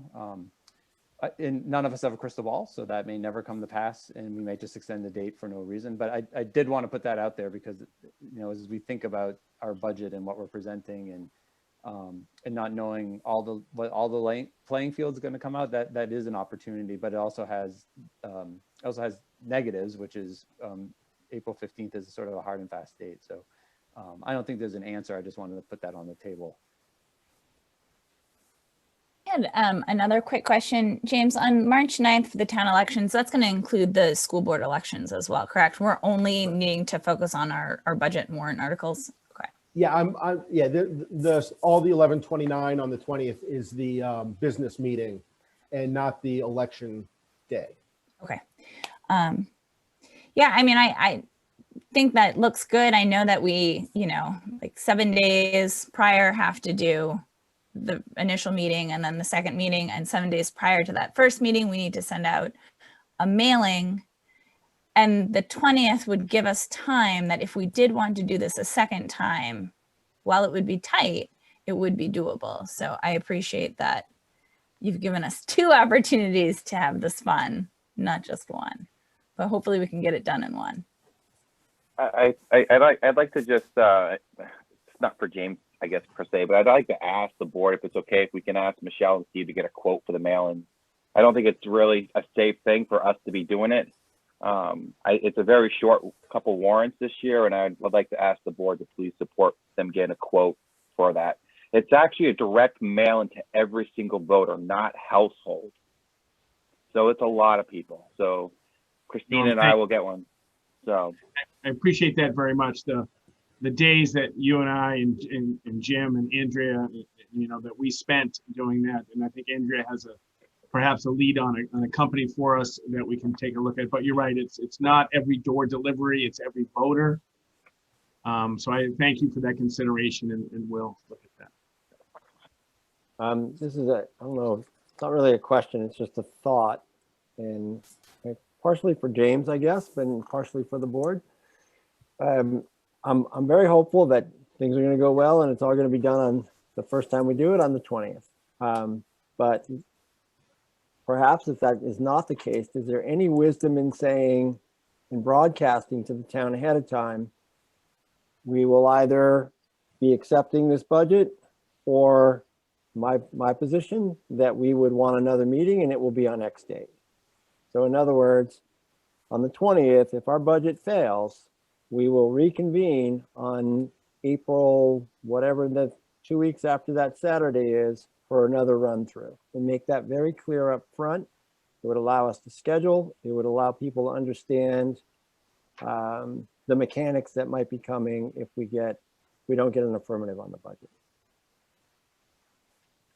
So if I could step in, I think the discussions, we've been meeting regularly, Ken, myself, James and Sarah, Steve. I think the fallback date, I believe, and I could be wrong if it's changed, would be April 10th. I think our goal was that we wanted to make sure we had contracts in for the teachers for April 15th. The reason we're doing March 20th is because the election, we want the clerk, the checklist to have some time to rest after all these COVID procedures and stuff. So the fallback date was April 10th, I believe. Right. What I'm saying, Norm, is if I'm reading James correctly, the school board would meet, if the budget were to fail, the school board would meet after that and decide whether or not we wanted to accept this year's budget, which I would call acceptable, or to have another round of voting. And I'm saying that we as a board should make that decision ahead of time and let the community know clearly where we stand and when that second round of voting would take place. That would allow us to plan for that. That would allow people to understand the dynamics of what we're doing. That's just me thinking out loud. Okay, that's clear. I'm sorry. No, that's okay. I probably wasn't real crystal clear the first time. Yeah, got it. Thank you. Yeah. I think actually what both of you just said made complete sense, that we would do our voting on the 10th. If for some terrible reason this failed on the 20th, by the 21st, we could notice our next meeting, which would mean that we would have our first informational meeting by the 30th. That would be as fast as we wanted to, or we could push it and have our first meeting on the 5th. But that would also mean that we would need to get a mailing out by the 29th. Because there's a lot of hoops in HB 1129. There are. But I remember them and re-looked them up. So it's doable. That would give us a week to get our stuff back together. The 29th, we would need to send out a new mailing. The 5th, we would do another informational session. We'd probably reconvene on the 7th or 8th to discuss it, and then come up with our new amendment and then vote again on the 10th. It'd be exhausting, but fine.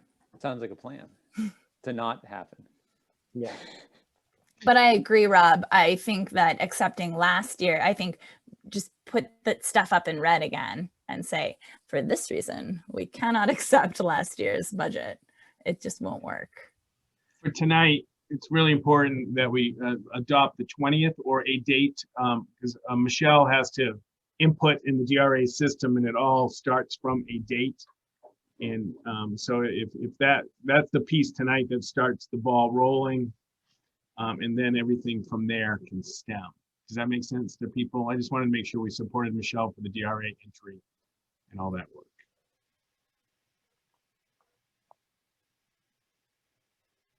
Sounds good. I see a lot of nodding heads.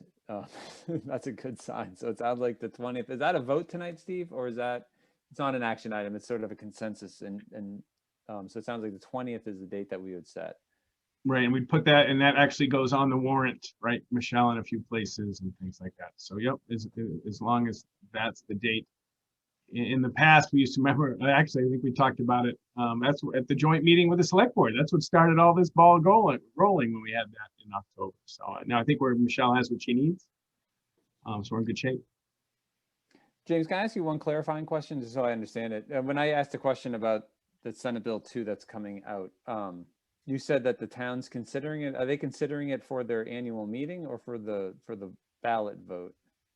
My understanding is at this point they were, Sarah was thinking about it for the business session. I don't believe she's going to be thinking about it for the election day on March 9th. Okay, perfect. But I think part of that was waiting and seeing to see what would happen with the legislation as well. So, and Neil communicated with me that it would be the regular day, and they'd be happy to take care of our ballot as has been. Okay, because that was my concern. If they decide to move the ballot date for their election, that would be a mess. Perfect. Doesn't sound like we're going to have a mess. That's good. All right, James, anything else for us this evening? Not for me. Well, thanks for joining. Not a James, problem. thank you very much. I really appreciate it. Do you need me to stick around in case there's public comment, or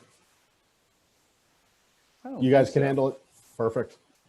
Steve knows how to reach me. Thanks, James. All righty. Thank you, guys. Good luck the rest of the way. Have a good night. All right, our next item is the HHS Program of Studies. And Steve, you're going to promote Mr. Kelly again, I think. Chris is going to come back on and just this is one of the first indications about next year, right? Tonight really is the beginning of next year. Of course, the budget and all that, but academically, this will start the process of course selection and all that piece. So Chris, thanks for hanging around with us. And if you want to just quickly talk about the substantive changes in the POS, that'd be great. Sure. There's really only one, which is unusual. Probably mid-fall, I started having some discussions with Mr. Brizard, who teaches our pre-calc class. And we had a few students who were wanting to get more out of the class, understanding that in that current model in the fall where they were in the building for 2 days, out for 2 days, and then back in, there was concern over continuity of curriculum. So, and these particular students, I believe, had, you know, aspirations to move up to our Calc AB course next year.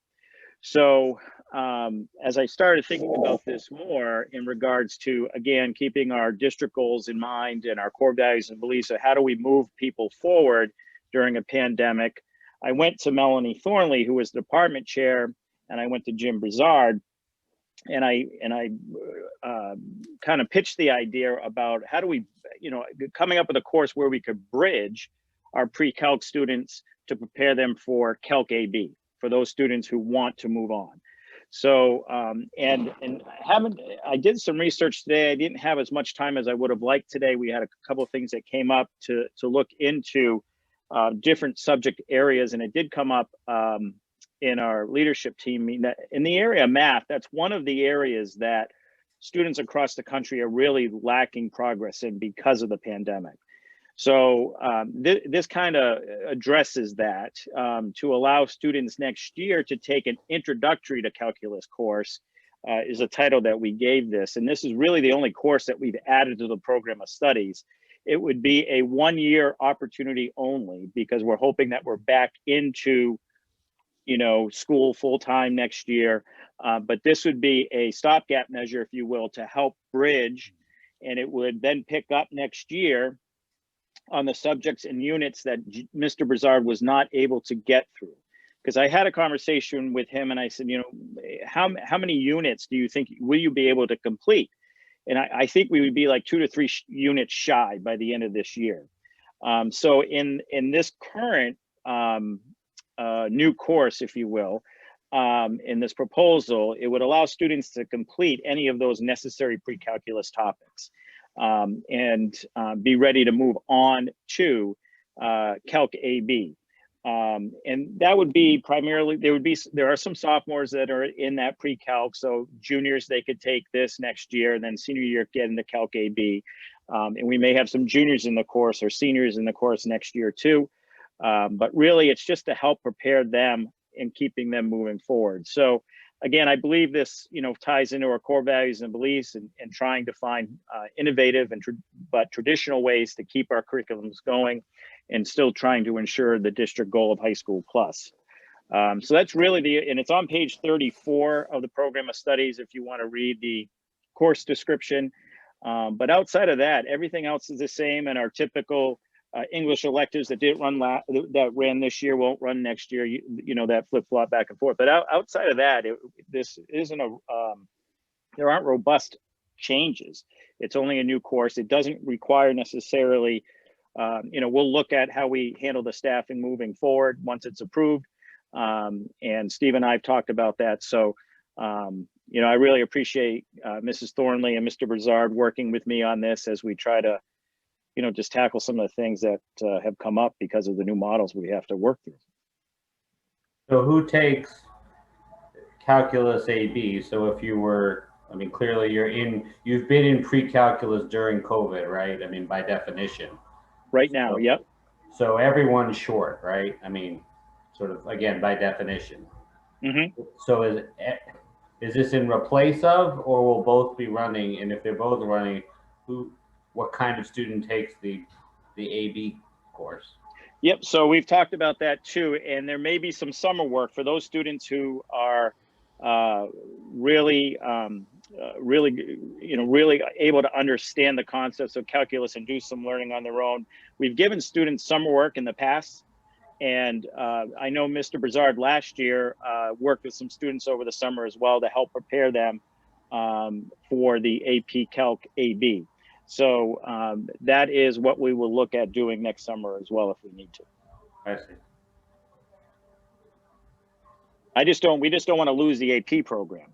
You know, it's if we are back into you know, attending school in full, if we didn't do this, then we wouldn't be able to prepare the students to take the AP Calc exam.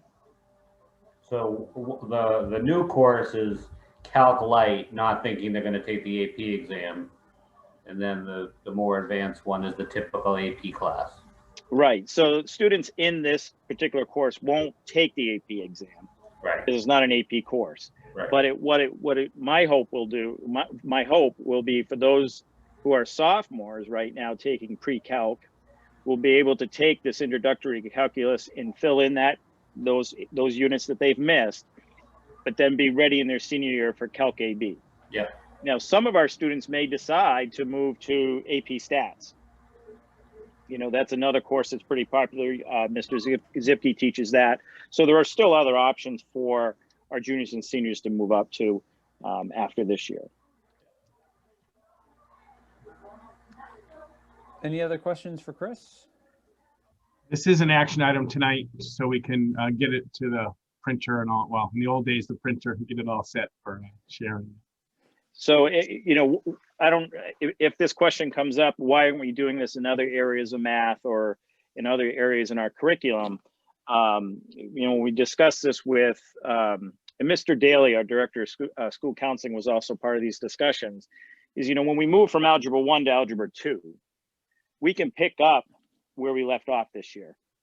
You can't make that jump from pre-calc to Calc AB if you don't complete the entire curriculum. So, and it's the same thing in English. We have that vertical curriculum, and within our department meetings at the end of last year, the teachers dove into, okay, this is where we left off. This is where we need to pick up.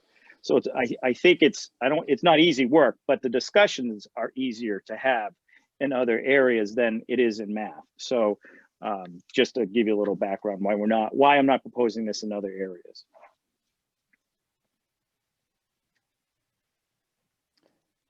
I don't see any other questions, and I assume folks are ready for the action item. All right, Chris, thank you so much, and thanks for sticking with us even longer this evening. Appreciate it. No problem. All right, have a great night. You too. Thanks, Thank you, Chris. everyone. Thanks. Bye-bye. Have a good night. Did I get him? You got him. Got him. It's always a chance. You never know. And so our last item on the agenda this evening is a personnel issue. So Steve. Yep, just getting ready for our bus monitor. We did have a replacement. We want to make sure we're all set when we do go back and have Caitlin Logier ready and contracted for that. It's going to just change in staff. Any questions on that? All right.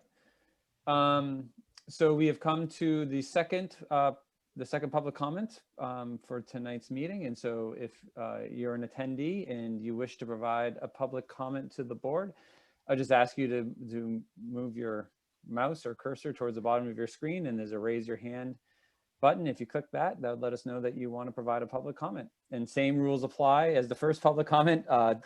If you could try to keep your comments to about 3 minutes, and just give us your name and address if you would. So I am not seeing any hands raised. And so I see a hand raised. Sabrina Dunlap.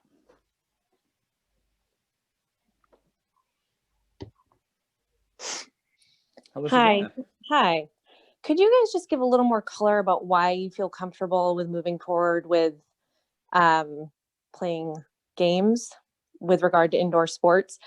I just am confused because we're seeing record numbers, record cases, record deaths, hospital capacity, and it just seemed like kind of a breezy conversation about feeling comfortable with the plan. So could you just give a little more color about why you feel so comfortable with it, especially with respect to indoor sports that are objectively high risk when it comes to spreading COVID?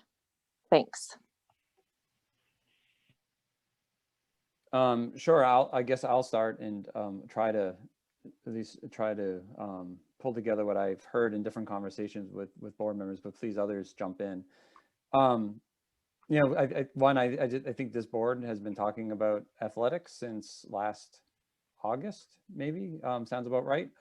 First, it was obviously fall sports, and then it became winter sports. Obviously, there's a difference between outdoor fall sports and indoor winter sports, and that's been a conversation that this board's had with the superintendent and with Dan. And I think that at least for me, I'll say the fact that we're in remote and our athletes have said that if they're going to play, that them and their families will commit to remote, and so they would be outside of the school population through that time is a factor that helps me anyway get to a point. And then we've asked our superintendent and our athletic director to put forward a very clear plan for what happens, not only if there's cases in other districts, but if there's cases among our athletes, that our program would stop and our team would quarantine. Again, nothing's perfect. There's risks, and I understand, and I think I've spoken as well as Norm and others on those risks and what they mean.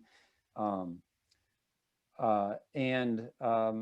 think the majority of the board feels that those health and safety pieces in place, as well as the remote aspect of the school, as well as the continued remote aspect of our student athletes, I think are at least the factors that I would think that I've heard from the board members that gets us to a place where those indoor sports, actually, I don't want to use the word make us feel comfortable, because I'm not sure any of the board members are 100% comfortable, but make us feel that the risks are mitigated enough to allow our students to participate in athletics. So I'll stop and I'll just ask any board member or Steve to jump in and add color or their thoughts to it.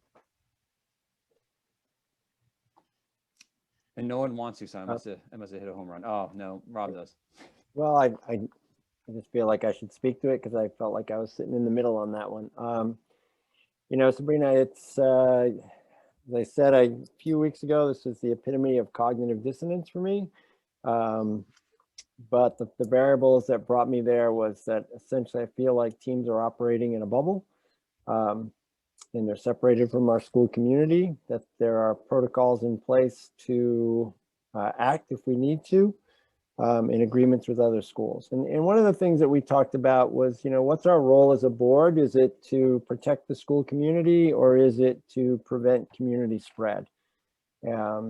And as much as I'd like to do both, I really got to feeling like our ability as a school board to mitigate what people do out there. I mean, I was out today and still people not wearing masks and still people not doing things that they need to do. But I feel like we've done what we can. Kids wearing masks, social distance, good protocols in place, the bubble, remote, and that gets me to the point where I'm okay. So that was mine.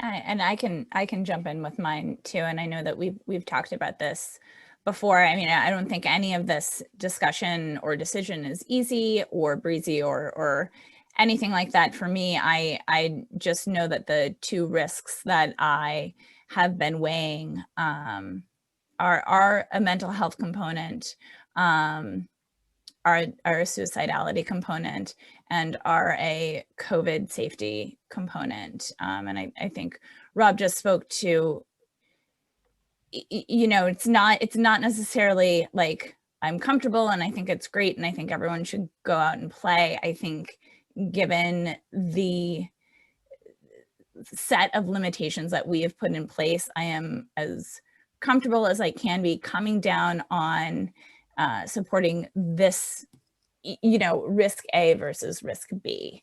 But I also know that we've had these conversations quite seriously, you know, a number of times. And so I hope that tonight's brief discussion does not give the impression that we're not taking this seriously or haven't considered this both in and outside of public meetings.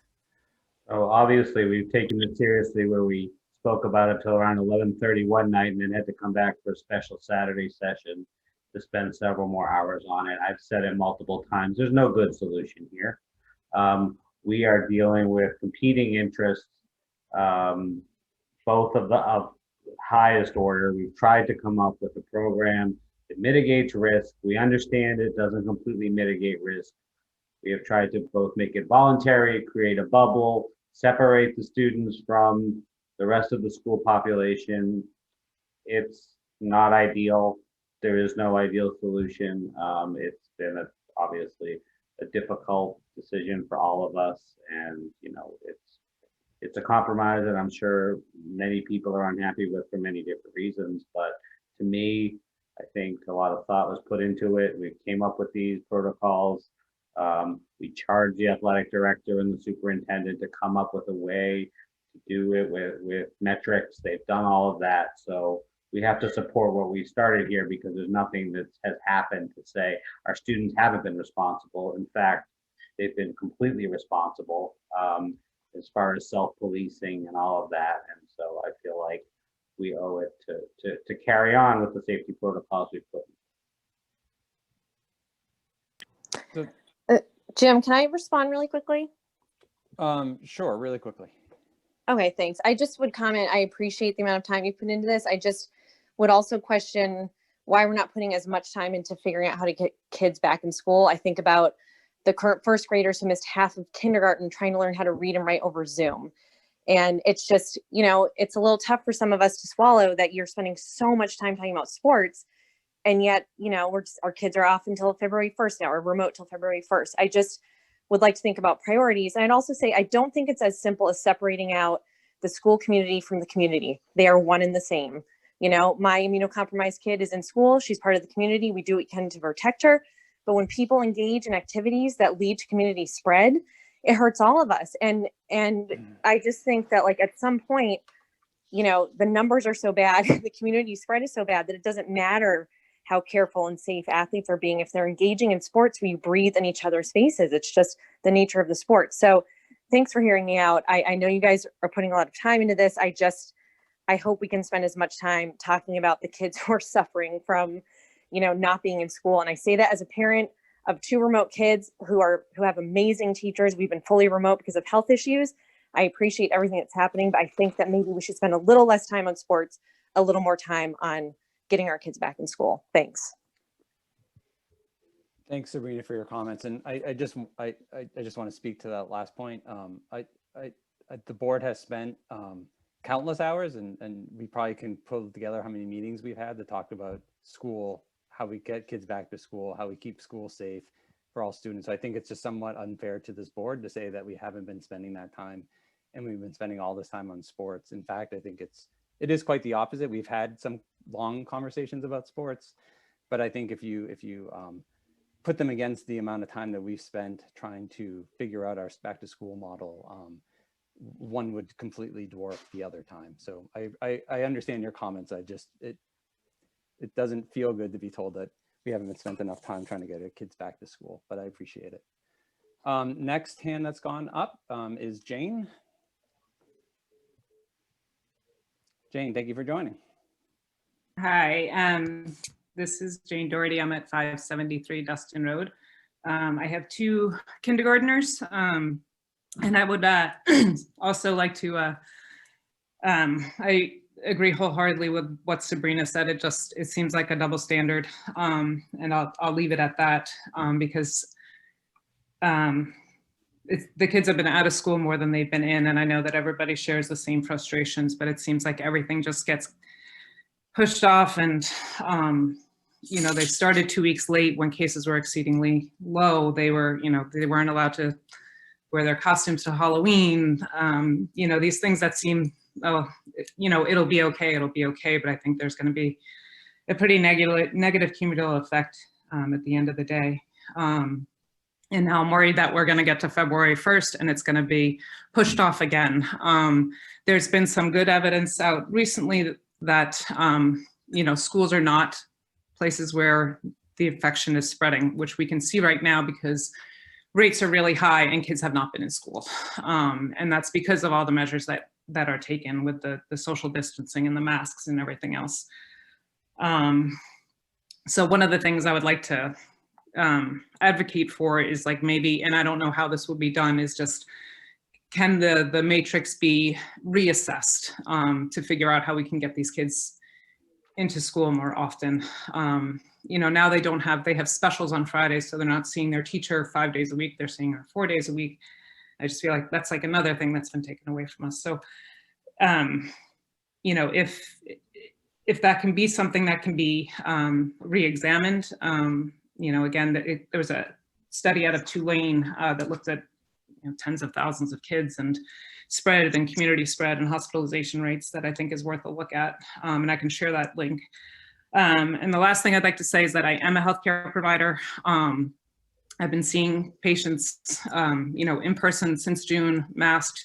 I'm not distanced. I'm in a small room with patients, but our precautions have been appropriate, you know, that we're not getting sick in our workplace. I got my first vaccine yesterday. I'm very excited about that. And I would just like to offer myself as a resource, an ambassador, whatever it is, that when the vaccine does roll out and is more widely available for teachers and community, I'd be happy to ask questions, deal with any vaccine hesitancy. And again, I can share my contact information if anybody would like. Thank you, Jane. I appreciate it. And I would, I think I'd like to take you up on your last offer. So I just asked if you don't mind sharing your contact information. All our contact information is available on the website, and so is the superintendent's. If you want to pass that along, I think that'd be really helpful. I'd be happy to. Thank you. The next hand that is up is Beth Mayland. Yeah, hi, Beth Mayland, 55 Briar Hill Road. Yeah, there actually has been a lot of data recently coming out from different school districts, Ohio, Michigan, Washington State being some of them, about the safety in schools and even questioning the need to quarantine when there are positive cases. But that's actually not why I jumped in, but just wanted to make people aware. I'm happy to email some of that data to you guys. But I just wanted to comment, I don't have a horse in the race with regards to the pre-calc to AP calc situation, but if for the kids that didn't want to spend 3 years doing 2 years of math, one solution would be to do VLAX at the end of the year. And VLAX, they wouldn't have to do the whole pre-calc course. Since it's a competency-based course, you can pick the competencies that you've missed. So the last couple competencies that they didn't get to, they could self-pace, you know, from the end of when their pre-calc ended, for those motivated kids that do want to take AP Calc for their, you know, following year. So that's just something that I think that, you know, is a resource that we have in New Hampshire and would be worthwhile to consider for those kids that don't want a slower pace than what they thought they were signing up for. So that, just my 2 cents. Thank you. Thank you so much. Yeah, Steve, does that help? I mean, does that give you some? Yeah, and we'll make sure Jeff Daly's on that as the guidance director as well. But thank you, Beth. I appreciate it. Yep, no problem. Have a good night. Yep, you too. Next hand is Amanda Gilman. So one comment, one question. First, I absolutely want to thank you for your thoughtfulness and weighing the pros and cons of keeping sports in. And I actually am overwhelmed with awe for Mr. NATO and recognizing the limits and your desires of the board. And I appreciate all of you in your time and keeping sports into the best of your ability. So thank you for that. And number 2, I'm wondering if there's any word on when teachers will be vaccinated, because I know they're the top of the list in group 2. So any word on that? I actually placed the vaccination plan recently from the governor in the correspondence. I think it's March is the beginning right now. Some have said they're a little bit behind, but maybe they can catch up, but I think it's March. Yeah, I think the state is a little behind, you're saying? I'm sorry, the state's a little behind, you're saying? Yeah, that's what I was told today, but that's still a little aggressive, but they're going to try and catch up. But I had heard March for teachers. Okay, thank you. And just want to put in another plug for perhaps, you know, once we get vaccinated, readdressing the MOA based on vaccine. That would be amazing. So thank you all. And I hope everyone is more than willing to go out and get vaccinated. And if I can do anything to help spread that word as well, I will. Thank you kindly. Thank you, Amanda. Appreciate it. And I did want to note too that all 3 of our school nurses received their first vaccine. So I actually knew that. Am I still on? Yes, I actually knew. Yes. No, I was just more telling the general public, Amanda. No, sorry. I think it's wonderful. Yay I for the wasn't sure about nurses. the I'm so happy. Okay, thank you all very much for your time. Appreciate everything you're doing. Thank you. Have a wonderful night. It's hard for me to figure out when to actually hit the, I don't want to gong somebody in the wrong place. So I guess I'll just ask if you've provided public comment, and I should have mentioned this is there's a button that says lower your hand, because your hand actually stays up, and so it's hard to know if you have a second comment you want to make, or so if you could hit the lower your hand button, that would be very helpful. I appreciate it. So at this time, I don't actually, after I say that, I don't have any other hands up. And so thank you all for attending. I'm going to close the public comment portion of our meeting, and we'll move, actually before we move on to action items, just ask if anybody, if any board members have any other items they wish to bring up. This would be under the category other, if we had an other category. I just want to say thanks to the board for working really well on the budget this year. You know, we're about to go into something that our job, you know, that we're setting forward to the community, and to all my 4 colleagues, and to Steve and to Michelle, I just want to say thank you. So, and just so Michelle's been a little under the weather, she signed off. She's and so Rob, I want to make sure you've got that number that we agreed, because I don't have it right up on my screen right now, but Jim's got the number. I wrote it down. That's why I asked earlier, so I had it. And so I just want, that number is a very important number. All right. Anybody else? If not, we'll move into action items. Oh, there's the important number. So I would ask if there's a motion for the Hopkinton School Board to adopt the FY22 Hopkinton School Board total general fund budget at the $21,774,559 funding level. So moved. I'll second. Any discussion? Rob, you're muted. Rob Nato, still yes. Norm? Norm Gupel is a yes. Andrea? Andrea Folsom, yes. Seth? Seth A. Frame, yes. And Jim O'Brien is a yes. Motion passes 5-0. Is there a motion for the Hopkinton School Board to accept the superintendent's recommendation to establish an article for the 2021 school district annual meeting, which will authorize the retaining of unassigned general funds in the maximum allowed under RSA 198:4-B Roman 2? So moved. Second. Any discussion? All right, hearing none. Rob? Rob Nato, yes. Norm? Norm Gupel is a yes. Andrea? Andrea Folsom, yes. Seth? Seth A. Frame, yes. And Jim O'Brien is a yes. Motion passes. Is there a motion for the Hopkinton School Board to accept the superintendent's recommendation to establish an article for the 2021 school district annual meeting, which will authorize the use of up to $10,000 from the interest on the 2019 facility project bond in support of the facility project? So moved. Second. Any discussion on this item? All right, hearing none. Andrea? Andrea Folsom, yes. Rob? Rob Nato, yes. Seth? Seth A. Frame, yes. Norm? Norm Gupel, yes. And Jim O'Brien is a yes, and that motion passes 5-0. Is there a motion for the Hopkinton School Board to accept the superintendent's recommendation to establish an article for the 2021 school district annual meeting, which will establish a technology expendable trust fund per RSA 198:20-C for the purpose of technology equipment, and raise and appropriate $25,000 to be placed in that fund? So moved. I'm excited about this one. Yeah, definitely. Me too. So I'll second it.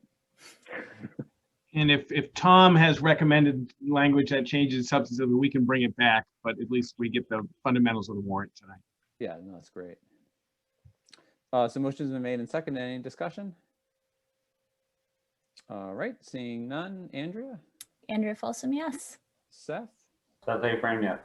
Norm? Norm Gupel, yes. Rob? Rob Nato, yes. And Jim O'Brien is a yes. Is there a motion for the Hopkinton School Board to accept the superintendent's recommendation to establish an article for the 2021 school district annual meeting to raise and appropriate $150,000 to be added to the school district building repair and maintenance trust fund and transfer $50,000 from the, That should be 150, sorry. did I not say 150? Oh, No, I'm that's sorry. 50. Yeah. I apologize. but No, it's- don't it's- apologize. Let me start over just so we make sure we get it right. So is there a motion for the Hopkinton School Board to accept the superintendent's recommendation to establish an article for the 2021 school district annual meeting to raise and appropriate $150,000 to be added to the school district building repair and maintenance trust fund and transfer $150,000 from the undesignated fund balance available on June 30, 2021? Moved. Second. That was a mouthful. Can you repeat that, Jim? I was joking. So motion's been made and seconded. Any discussion? All right, Rob? Rob Nato, yes. Andrea? Andrea Folsom, yes. Seth? Seth A. Frame, yes. Norm? Norm Gupel, yes. Jim O'Brien is a yes, so that motion passes 5-0. Is there a motion for the Hopkinton School Board to accept the superintendent's recommendation to approve the Hopkinton High School 2021-2022 program of studies as presented? So moved. Second. Any discussion? Seeing none. Andrea? Andrea Folsom, yes. Rob? Rob Nato, yes. Seth? Seth A. Frame, yes. Norm? Norm Gupel, yes. And Jim O'Brien is a yes. That motion passes 5-0. Is there a motion for the Hopkinton School Board to accept the superintendent's nomination of Caitlin Lozier, bus monitor for the 2020-2021 school year? So moved. Second. Any discussion? Mr. Gupel? Norm Gupel is a yes. Seth? Seth A. Frame, yes. Andrea? Andrea Folsom, yes. Rob? Rob Nato, yes. Jim O'Brien is a yes. That motion passes 5-0. Steve, is there any need for a non-public session this evening? I don't unless you do. I don't believe I do. So thank you all. I think that's, unless there's anything else for us to talk about, I think we've reached the end of our meeting. Appreciate your time. And our next meeting is in 2 weeks, correct, Steve? Yep. And Jim and Andrea, tomorrow, 7:30, we good? Oh, 7:30. Actually, I take it back. Our next regular meeting is in 2 weeks. The Hopkinton School Board will be meeting Saturday morning, beginning at 9 o'clock. We'll be starting that meeting in public, but the remainder of the meeting will be in non-public, just so everybody knows. And that meeting has been or will be posted with the link if people want to join us Saturday morning to watch us go into non-public session. Otherwise, thank you all so much. Have a wonderful evening, and we'll adjourn the meeting. Thanks, everybody. Good night. Bye, guys.